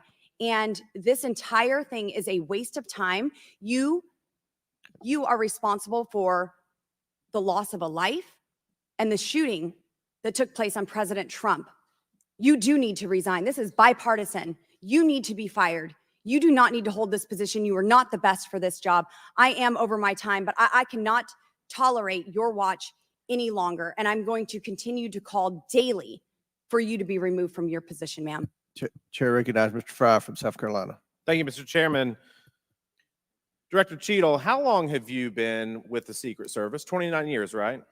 That's correct. And how long have you been director of the Secret Service? Just under 2 years. During your tenure as director under the Secret Service, I know we're here today to talk about the assassination attempt on President Trump, but how many other security lapses have occurred with protectees under your watch? I don't have a specific number, but there have been some lapses. There have been other lapses. Was one of them Jake Sullivan? Yes, sir. What happened there? There was an individual who was able to access Mr. Sullivan's residence. His residence. A protectee, somebody was able to break into his house. And what happened? Did anyone get fired because of that? There were individuals who have been reassigned. Reassigned. What other steps have taken? What I'm seeing, what other incidents have occurred other than Jake Sullivan?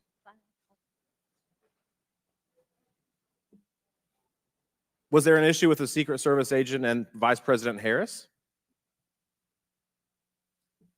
I would not call that a security incident. Well, it seems to me, I mean, you have security lapses with President Trump. You have security lapses with Jake Sullivan. You have issues with your personnel related to Vice President Kamala Harris. There seems to be a repeated theme here. Would you not agree with that? I think that we are talking about separate categories of incidents. Well, I would disagree with that. I think there's a repeated theme when you've got protectees and you're not upholding your core mission. Let me ask you something else. Does the Secret Service routinely record communications between and amongst detail? Radio communications? Any communication? Email communications are captured, as well as text messages. And then depending on the detail, radio communications are recorded. Does the Secret Service have recorded communications from the July 13th event? We do not have radio communications from that day. But you have text messages? We do have emails and text messages. Emails, okay, great.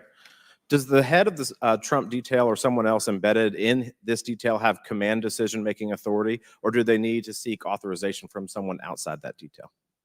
The head of the detail has the decision-making authority for things that are necessary for that detail. Is that standard for protection details? Yes, it is. Okay. Let me ask you something. During campaign events, is it common for the Secret Service to utilize other agencies? Yes, it is. What other agencies would be providing assistance to the Secret Service? There are a number of other agencies that provide assistance to the Secret Service during campaigns. We utilize personnel from the Department of Homeland Security. We utilize personnel from the Department of Defense, and we utilize local law enforcement partners. Are you on the same radios? Do you provide the radios to all the assets that are taking part in protection of an event? We provide radios to the personnel from the Department of Homeland Security that are assisting us. But not local law enforcement? Local law enforcement is working on their own radios. Are you on the same frequency? We ensure that we have counterparts in the security room, and so the local law enforcement will place one of their personnel in the security room with our personnel so that we have interoperability communications. Let me ask you something just about the timeline, because I think this is really interesting that we can't nail that down. I mean, I think there are lay people out there with more knowledge about the timeline than you seem to come before a subpoena in front of Congress. Was Mr. Crooks observed at the AGR building prior to the shooting? He was observed on the grounds outside of our perimeter prior to the shooting. At approximately what time was that? You don't have to give me the specific minute, but at approximately what time was that? I believe it was about 45 minutes or so prior to. Did the sniper team take a photo of Mr. Crooks? The local team did, yes, So it was a local team and not a Secret Service sniper. that took the photo. Okay. And did he relay that photo to Central Command? Again, it's an active ongoing investigation, so I want to make sure that I'm factual with the route that that photo took and who that was disseminated to and when. What time did when did Mr. Crooks' status go from a suspicion, a person that was under suspicion, to a threat? When did that happen? And maybe not even a specific time, Director Cheadle, maybe a certain event that happened that transformed him from a person of suspicion to a threat. When did that happen? To the best of my knowledge, based on what I've been told thus far, it's approximately 5 minutes to where individuals relayed that there was an incident being worked at the 3 o'clock of the president. So that former was, president. but it was before the shots were fired? That is correct, but again, it was not phrased as a threat. It was just that something was being worked. Yeah, but my question is, when did he become, when did he transform from suspicion to threat? Because they're treated very differently. People can be suspicious, but they're not a threat until a certain point in time. So when did that happen? I believe that it was seconds before the gunfire started. Seconds. My gosh, we actually have a few questions that we got answered today.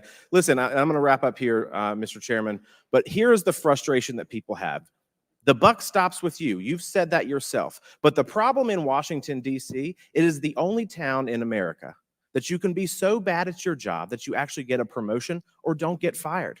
You have not been able to answer the number of agents, whether or not requests were denied on additional security, whether or not law enforcement were able to engage before the shooting with the assassin, how he got on the roof, how the rifle got on the roof. You can't tell us how many shots he fired, whether the casings were recovered. You can't tell us anything about his cell phone. You can't tell us whether the rally was supposed to be postponed, given the intelligence that you were receiving. You can't tell us whether the car had a bomb. You can't even tell us his motive. And the American people are incredibly distrustful because it has taken 9 days to even get a scintilla of evidence out of you. Maybe if I was CNN or ABC or NBC, I would have gotten much more thorough and accurate information, but we have not received that in a subpoenaed hearing in front of this Congress. That is why the American people are frustrated, and I echo the bipartisan calls on this committee and all across this country that you should resign, or maybe when the president wakes up from his nap, he can fire you. Thank you, Mr. Chairman. Chair now recognizes Ms. Luna from Florida. Director Cheadle, can you please give me the names of the individuals who are in charge of your conduct for the rally? I'm not going to release names. Can you give me the today. titles? And how No. many individuals? No. Nothing? We had a full advance team that was responsible Who for are the, advancing how many the people site. are the final approval authority? There are a number of people Can you that give me a are number? engaged in approving Can you the give me a plan. number? No, I do not have Okay. a firm number. Can you just confirm whether or not, I understand this is an open investigation, but in order to dispel conspiracy theories, have you guys been able to subpoena the shooter's Discord records, or has the FBI to your knowledge? I believe that the FBI is working on those. Okay. Is it factual to say that you have not ruled out that the shooter was working with other people or persons? Again, the FBI is conducting the criminal investigation into Can the you, shooter. at least in an effort to dispel conspiracy theories, can you confirm or deny that? At this time, we do not have that there were any other people engaged. So you believe he was acting alone? I do. Okay. Have you been made aware of multiple eyewitness reporting that there was a second shooter on a water tower? I do not have any information related to any second shooter. Okay, the reason I asked that is because according to testimony from multiple witnesses, they did report that. And again, to my understanding, there were over 40 sniper teams that were briefed by the Butler ESU.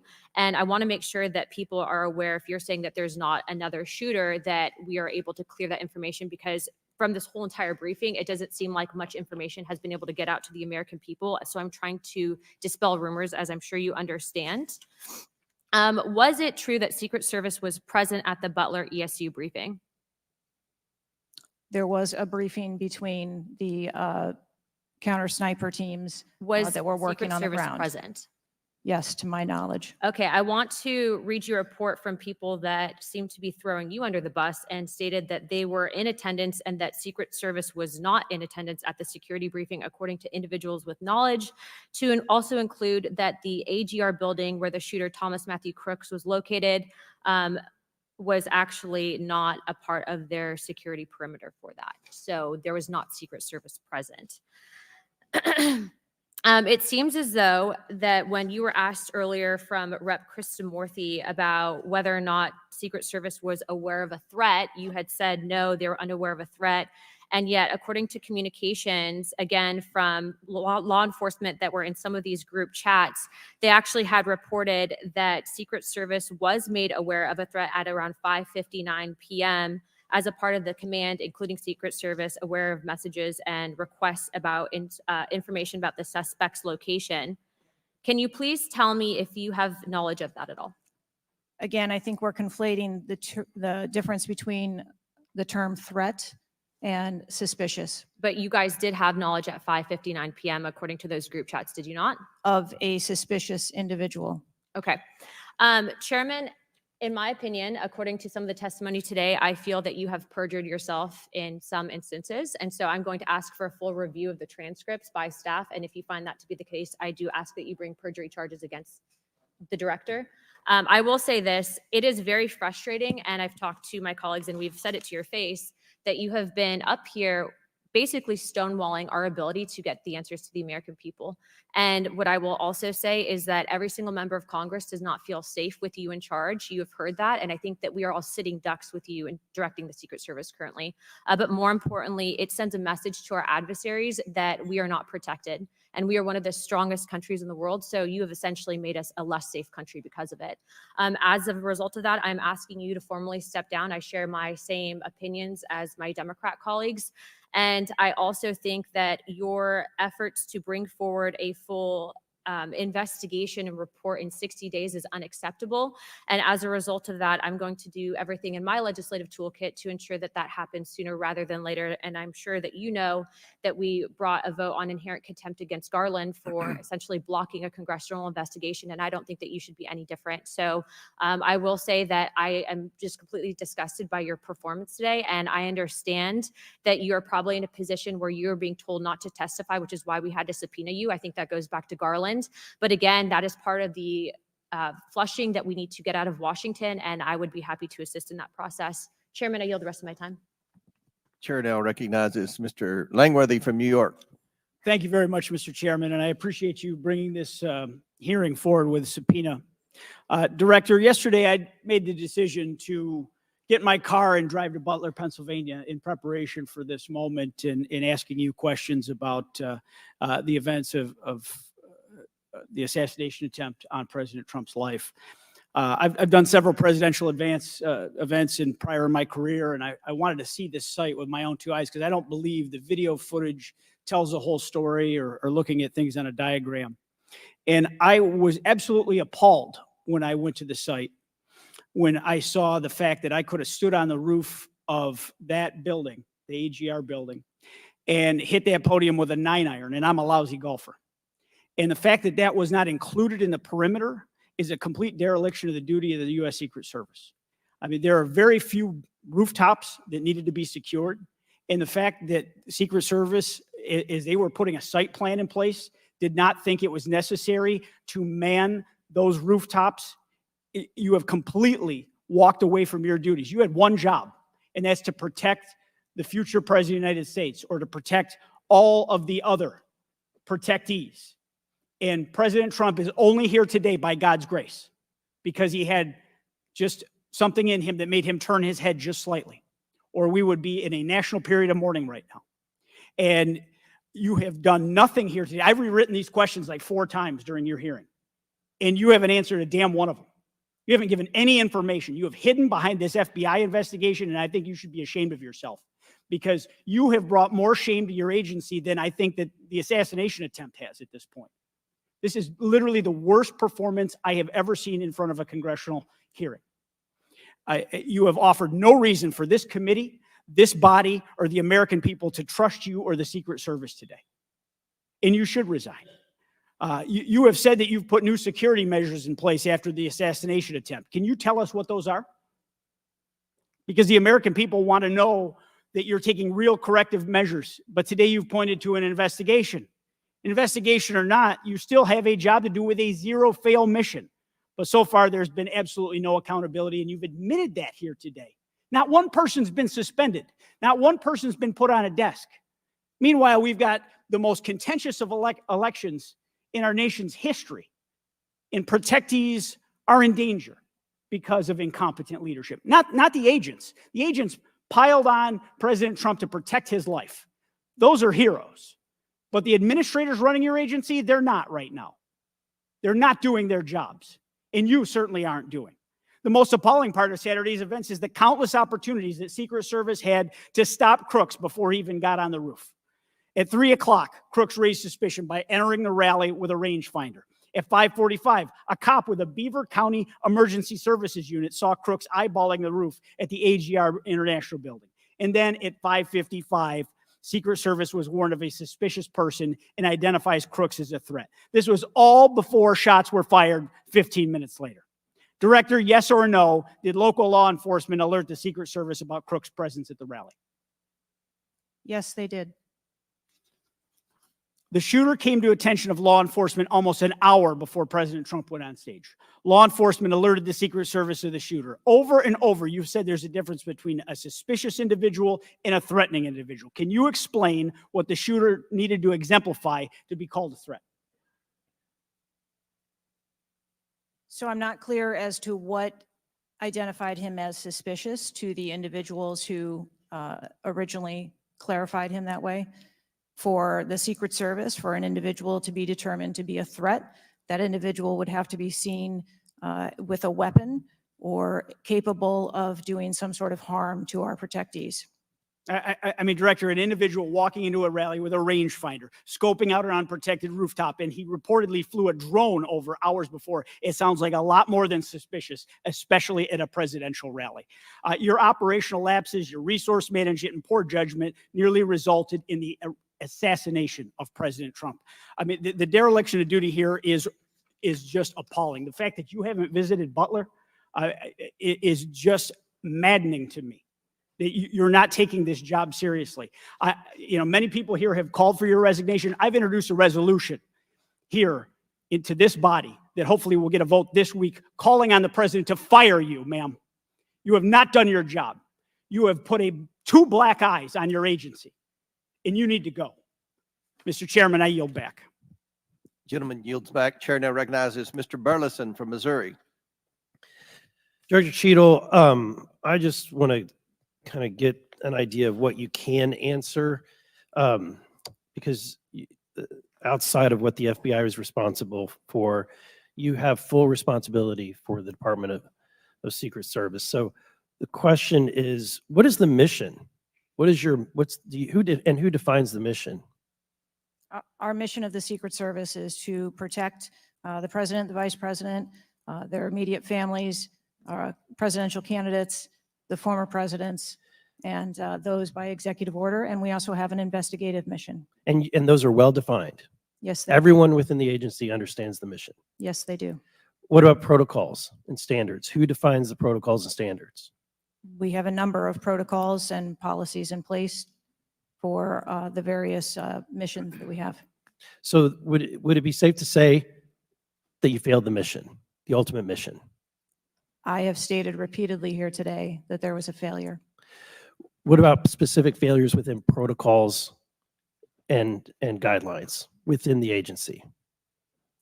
Again, I am certain that the investigation that is being conducted internally as well as the external investigation. You said earlier in the hearing that there was either a communication, there was errors in communication or in operations.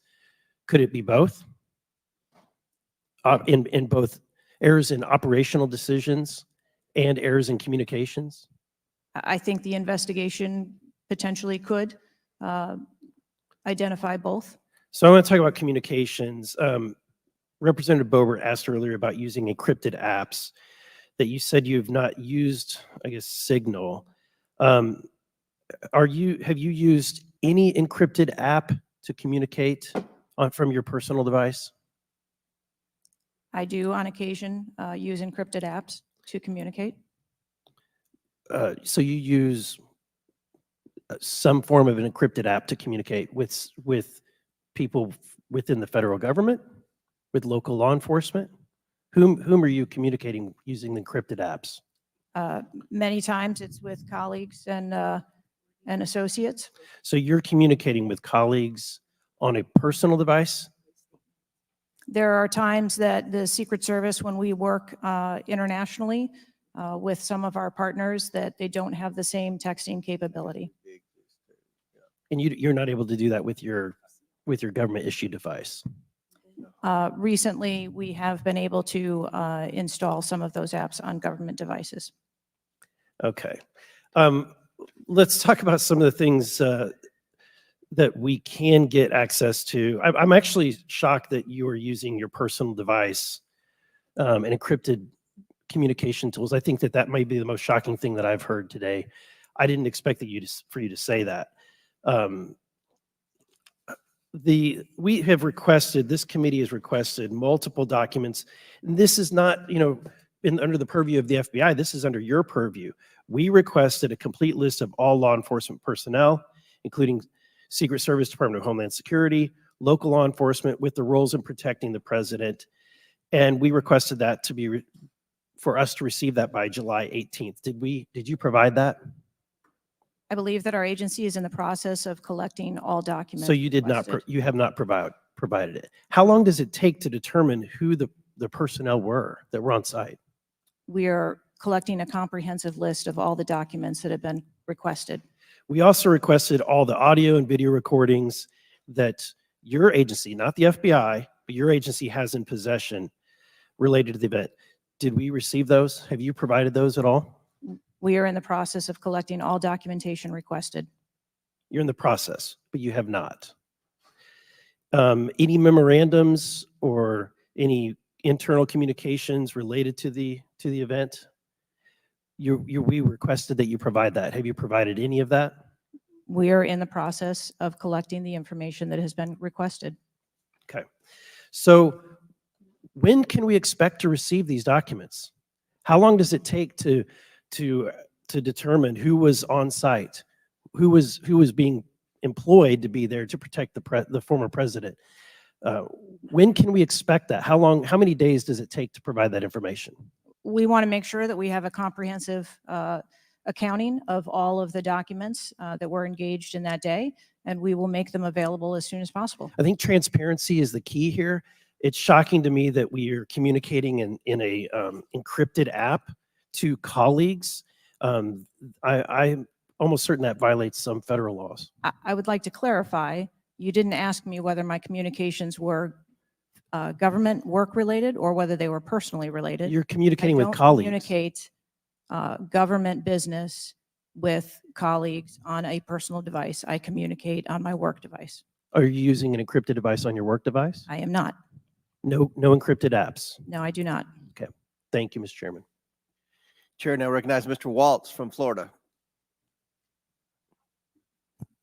Thank you, Mr. Chairman. Madam Director, please, I'd like to direct your attention to this video. And I sincerely appreciate the clarity on this. Can we turn up the volume, I staff? just want to ask you, because this has popped up. Republican Congressman Mike Walls, he said on social media on Saturday, and I'm going to read this for you because it does talk about you, Secretary. I have very reliable sources telling me that there have been repeated requests for stronger Secret Service protection for President Trump denied by Secretary Mayorkas. Your department has already pushed back on that, calling that absolutely false, but he is putting this on you. Can you respond to that, please? Well, that is, yeah, that's a baseless and irresponsible statement, and is one that is unequivocally false. Director Cheadle, did you speak with your boss, Secretary Mayorkas? You fall under DHS. Did you speak with him on the 14th, the day after? Yes, I did. So you spoke with him before he made that statement? I spoke with him immediately following the incident. Did you inform him that all requests for additional resources for President Trump had been fulfilled? Or that it was false to say they had been denied? I informed him that the request for that rally that day had been fulfilled. Okay, you continue to answer that very carefully, because I made a broader statement. The agents that came to me made a broader statement that his permanent protective detail for years now have been asking for more. Is that correct? I do not have specific incidents of those requests. Is it correct that they've been asking for more? I have heard the same reports that you have. Without having them in front of me, I am unable. Those requests are made in writing. I mean, the agents are telling me they make them in writing. This isn't a verbal agency. Things are made in writing. I understand what you're saying. I don't have those requests in front of me here. I'm not asking if you have them in front of you. Are you aware that they were made? As I said earlier, there are times when requests are made, and depending on the availability of assets, or if there is a way that So there were times when they were denied. if there is a way that vulnerability can be mitigated in a different way, then that is why So there are times when they were denied That is- for a variety of reasons.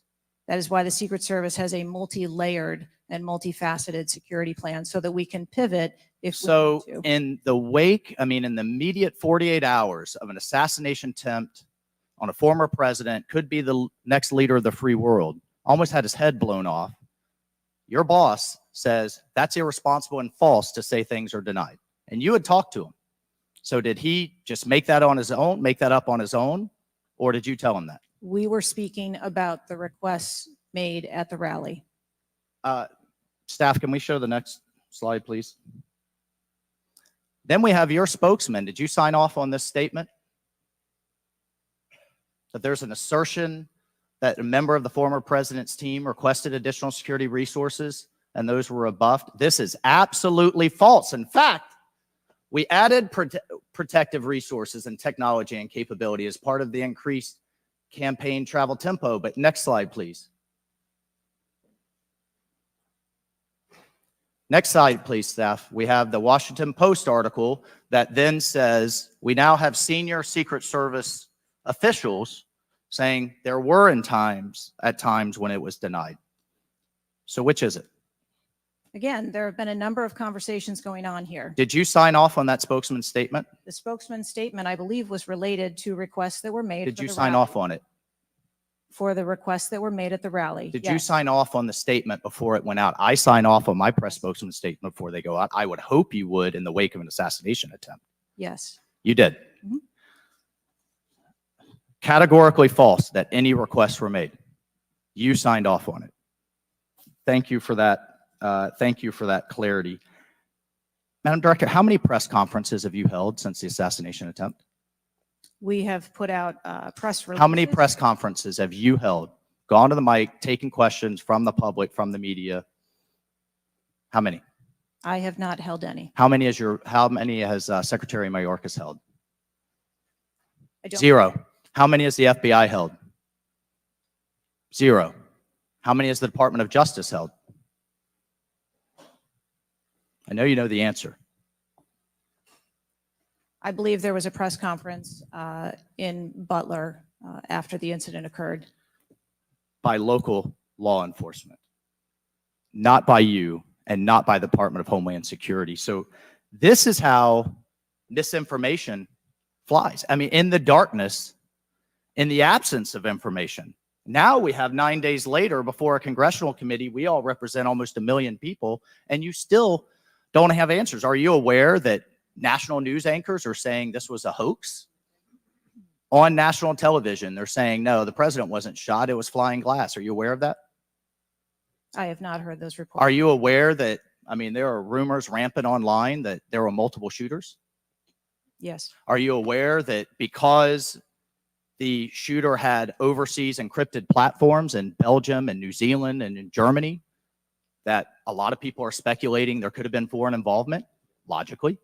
Are you aware of that? Yes. And have you done anything to disabuse any of these notions today?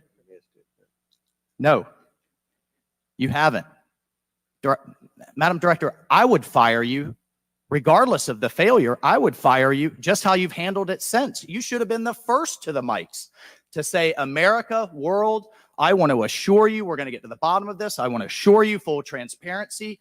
Our agency clearly had major gaps here, and I want to personally take responsibility and accountability. You should have been the first, standing alongside Secretary Mayorkas, and I would even go so far as to say have daily press conferences, updating everyone on what we know. But you haven't had any of that. What are you hiding behind?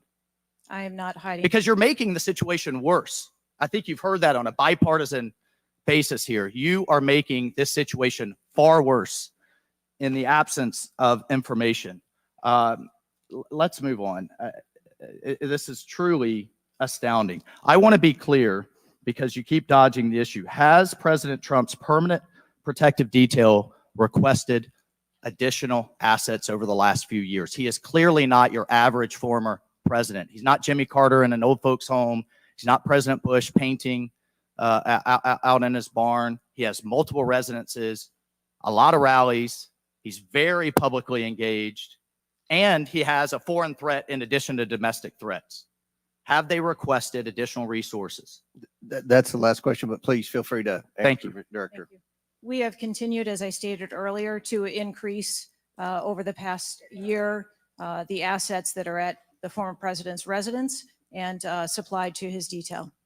Mr. Chairman, if I could just ask for one more indulgence. It is clear you have not been to Butler, Pennsylvania. Leaders lead and should be on the ground. You have not been there. Instead, you went to the RNC, but you weren't originally even going to go there. Where were you originally scheduled to go besides the RNC, a national special security event? I was always scheduled to go to the Mr. RNC. Chairman, I would like to enter into the record that the director was scheduled to go to Aspen, hobnobbing around with, I don't know what liberal elites go to Aspen. That was where you were originally Without scheduled to objection, go to speak at a forum. I was scheduled to go to the RNC. I was going to leave the RNC for 24 hours and return back to the RNC. I hope, as your predecessor, Julie Pearson, with a security incident on the White House and under the Obama administration and Reagan's Secret Service detail lead, I would hope you would have the dignity for the sake of the agents in the service to resign. Gentleman's time's expired. Thank you. I'd like to enter a few things into the record. First of all, the remaining articles that Mr. Biggs was wanting to enter into the record without objection, so ordered. Next, I have a written statement from Representative Mike Kelly of Pennsylvania. His district includes Butler, and he has a written statement that we'd like to enter into the record without objection, so ordered. A bipartisan 114th congressional report titled United States Secret Service, an Agency in Crisis. This was prepared by former Oversight Committee Chairman Jason Chaffetz and former Ranking Member Elijah Cummins. And lastly, the issue subpoenaed compelling Director Cheadle's appearance at today's hearing without objection, so ordered. That concludes our question segment. I want to thank the Director for your testimony today. I now yield to the Ranking Member for closing remarks. Thank you very much, Mr. Chairman. And Director Cheadle, I also want to thank you for your patience over the course of what must have been a very long and trying hearing for you. It has been an unusually encouraging hearing and an unusually depressing hearing. And what's encouraging, Mr. Chairman, is that we came together to issue a strong statement deploring and categorically denouncing political violence in America. And I also didn't see any daylight between the members of the two parties today at the hearing in terms of our bafflement and outrage about the shocking operational failures that led to disaster and near catastrophe on July 13th, 2024. What is depressing is the extraordinary communications gap between the Director of the Secret Service and Congress. And I don't want to add to the Director's terrible, horrible, no good, very bad day. But I will be joining the Chairman in calling for the resignation of the Director, just because I think that this relationship is irretrievable at this point. And I think that the Director has lost the confidence of Congress at a very urgent and tender moment in the history of the country. And we need to very quickly move beyond this. But what I will say, Mr. Chairman, is that I took this hearing to be about two major policy failures. And one policy failure is the one that got the vast majority of the attention, which was the failure of the Secret Service to effectively respond to a gunman on a roof within 150 yards of a presidential visit and speech. But the other failure is on the part of Congress, because the mass shooting that took place in Butler, Pennsylvania, is replicated all over the country every day. And in fact, as I said, Mr. Chairman, it happened that evening in Alabama, in Birmingham, Alabama, where there was a mass shooting where more people even were killed and wounded than were killed and wounded in Butler, Pennsylvania. So it's true, the president, the former president, and a handful of people who get the Secret Service protection are the only people in America we thought were safe from an AR-15 attack. It's clear that they're not safe either, and we've got to get to the bottom of that. But we also have to get to the bottom of the larger problem, which is that the whole country is living like this, in fear and in terror of assault weapon attacks in movie theaters, churches, synagogues, mosques, supermarkets, Walmarts,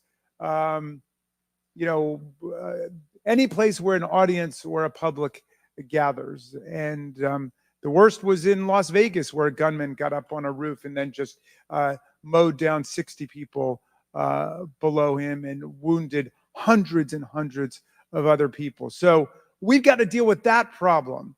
Yes, we've got to move as swiftly as we can to deal with the problems of the Secret Service, but the broader problem is still there. And I just wish to the heavens that our colleagues that could get together on the question of presidential security against an AR-15 attack could get together on the question of public security against an AR-15 attack, because all of us are vulnerable. All of our families are in danger by this, and the rest of the world doesn't live this way. And we have to look to see how uniquely strange it is that we allow 20-year-olds to access AR-15s, weapons of mass destruction, and show up in public places to endanger other people. And I hope, Mr. Chairman, we can work together on that with the same spirit of bipartisan commitment to the public safety that was exemplified here today. And I yield back to you. Ranking member yields back. I'll deliver my closing remarks. Director Cheadle, I subpoenaed you to appear today to get answers for the American people about the failures that led to the assassination attempt of President Donald J. Trump. Unfortunately, you refused to answer today. And this committee is not known for its model of bipartisanship, but I think today we came together unanimously in our disappointment for your lack of answers. You've stated that the FBI will investigate and give a report, and you estimate 60 days. We've been waiting for months and months for lots of different bits of information from the FBI. We have no confidence in the FBI. The majority of this committee has no confidence in the FBI. I sincerely hoped that the hearing today would give not just Congress confidence in the Secret Service, but the American people would have confidence in the Secret Service.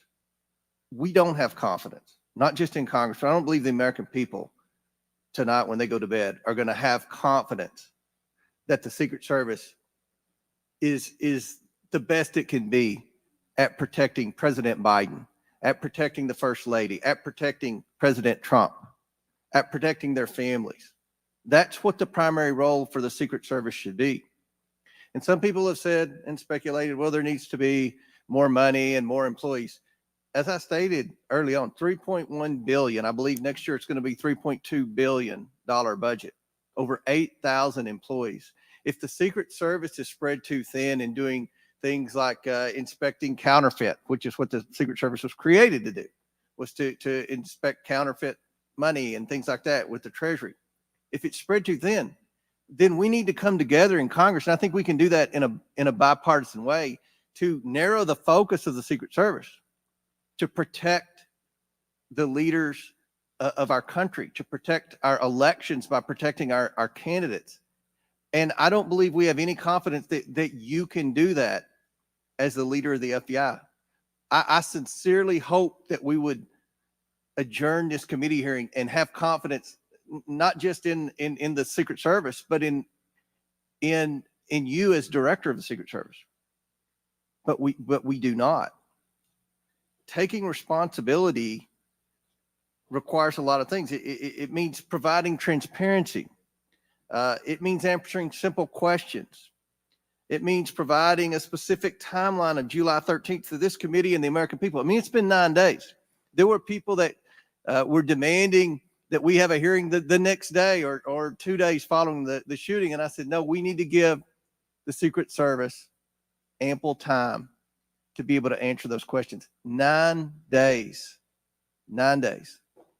And I don't think we answered very many questions that the American people have. I don't think there was I've never said this before, and I've presided over a lot of hearings. I don't think there was one question asked by anyone that the average American hasn't already asked at a diner or at church or at a ball game. The American people have questions. They deserve answers. Congress deserves answers. You were subpoenaed today to provide answers. And ma'am, you did not do that.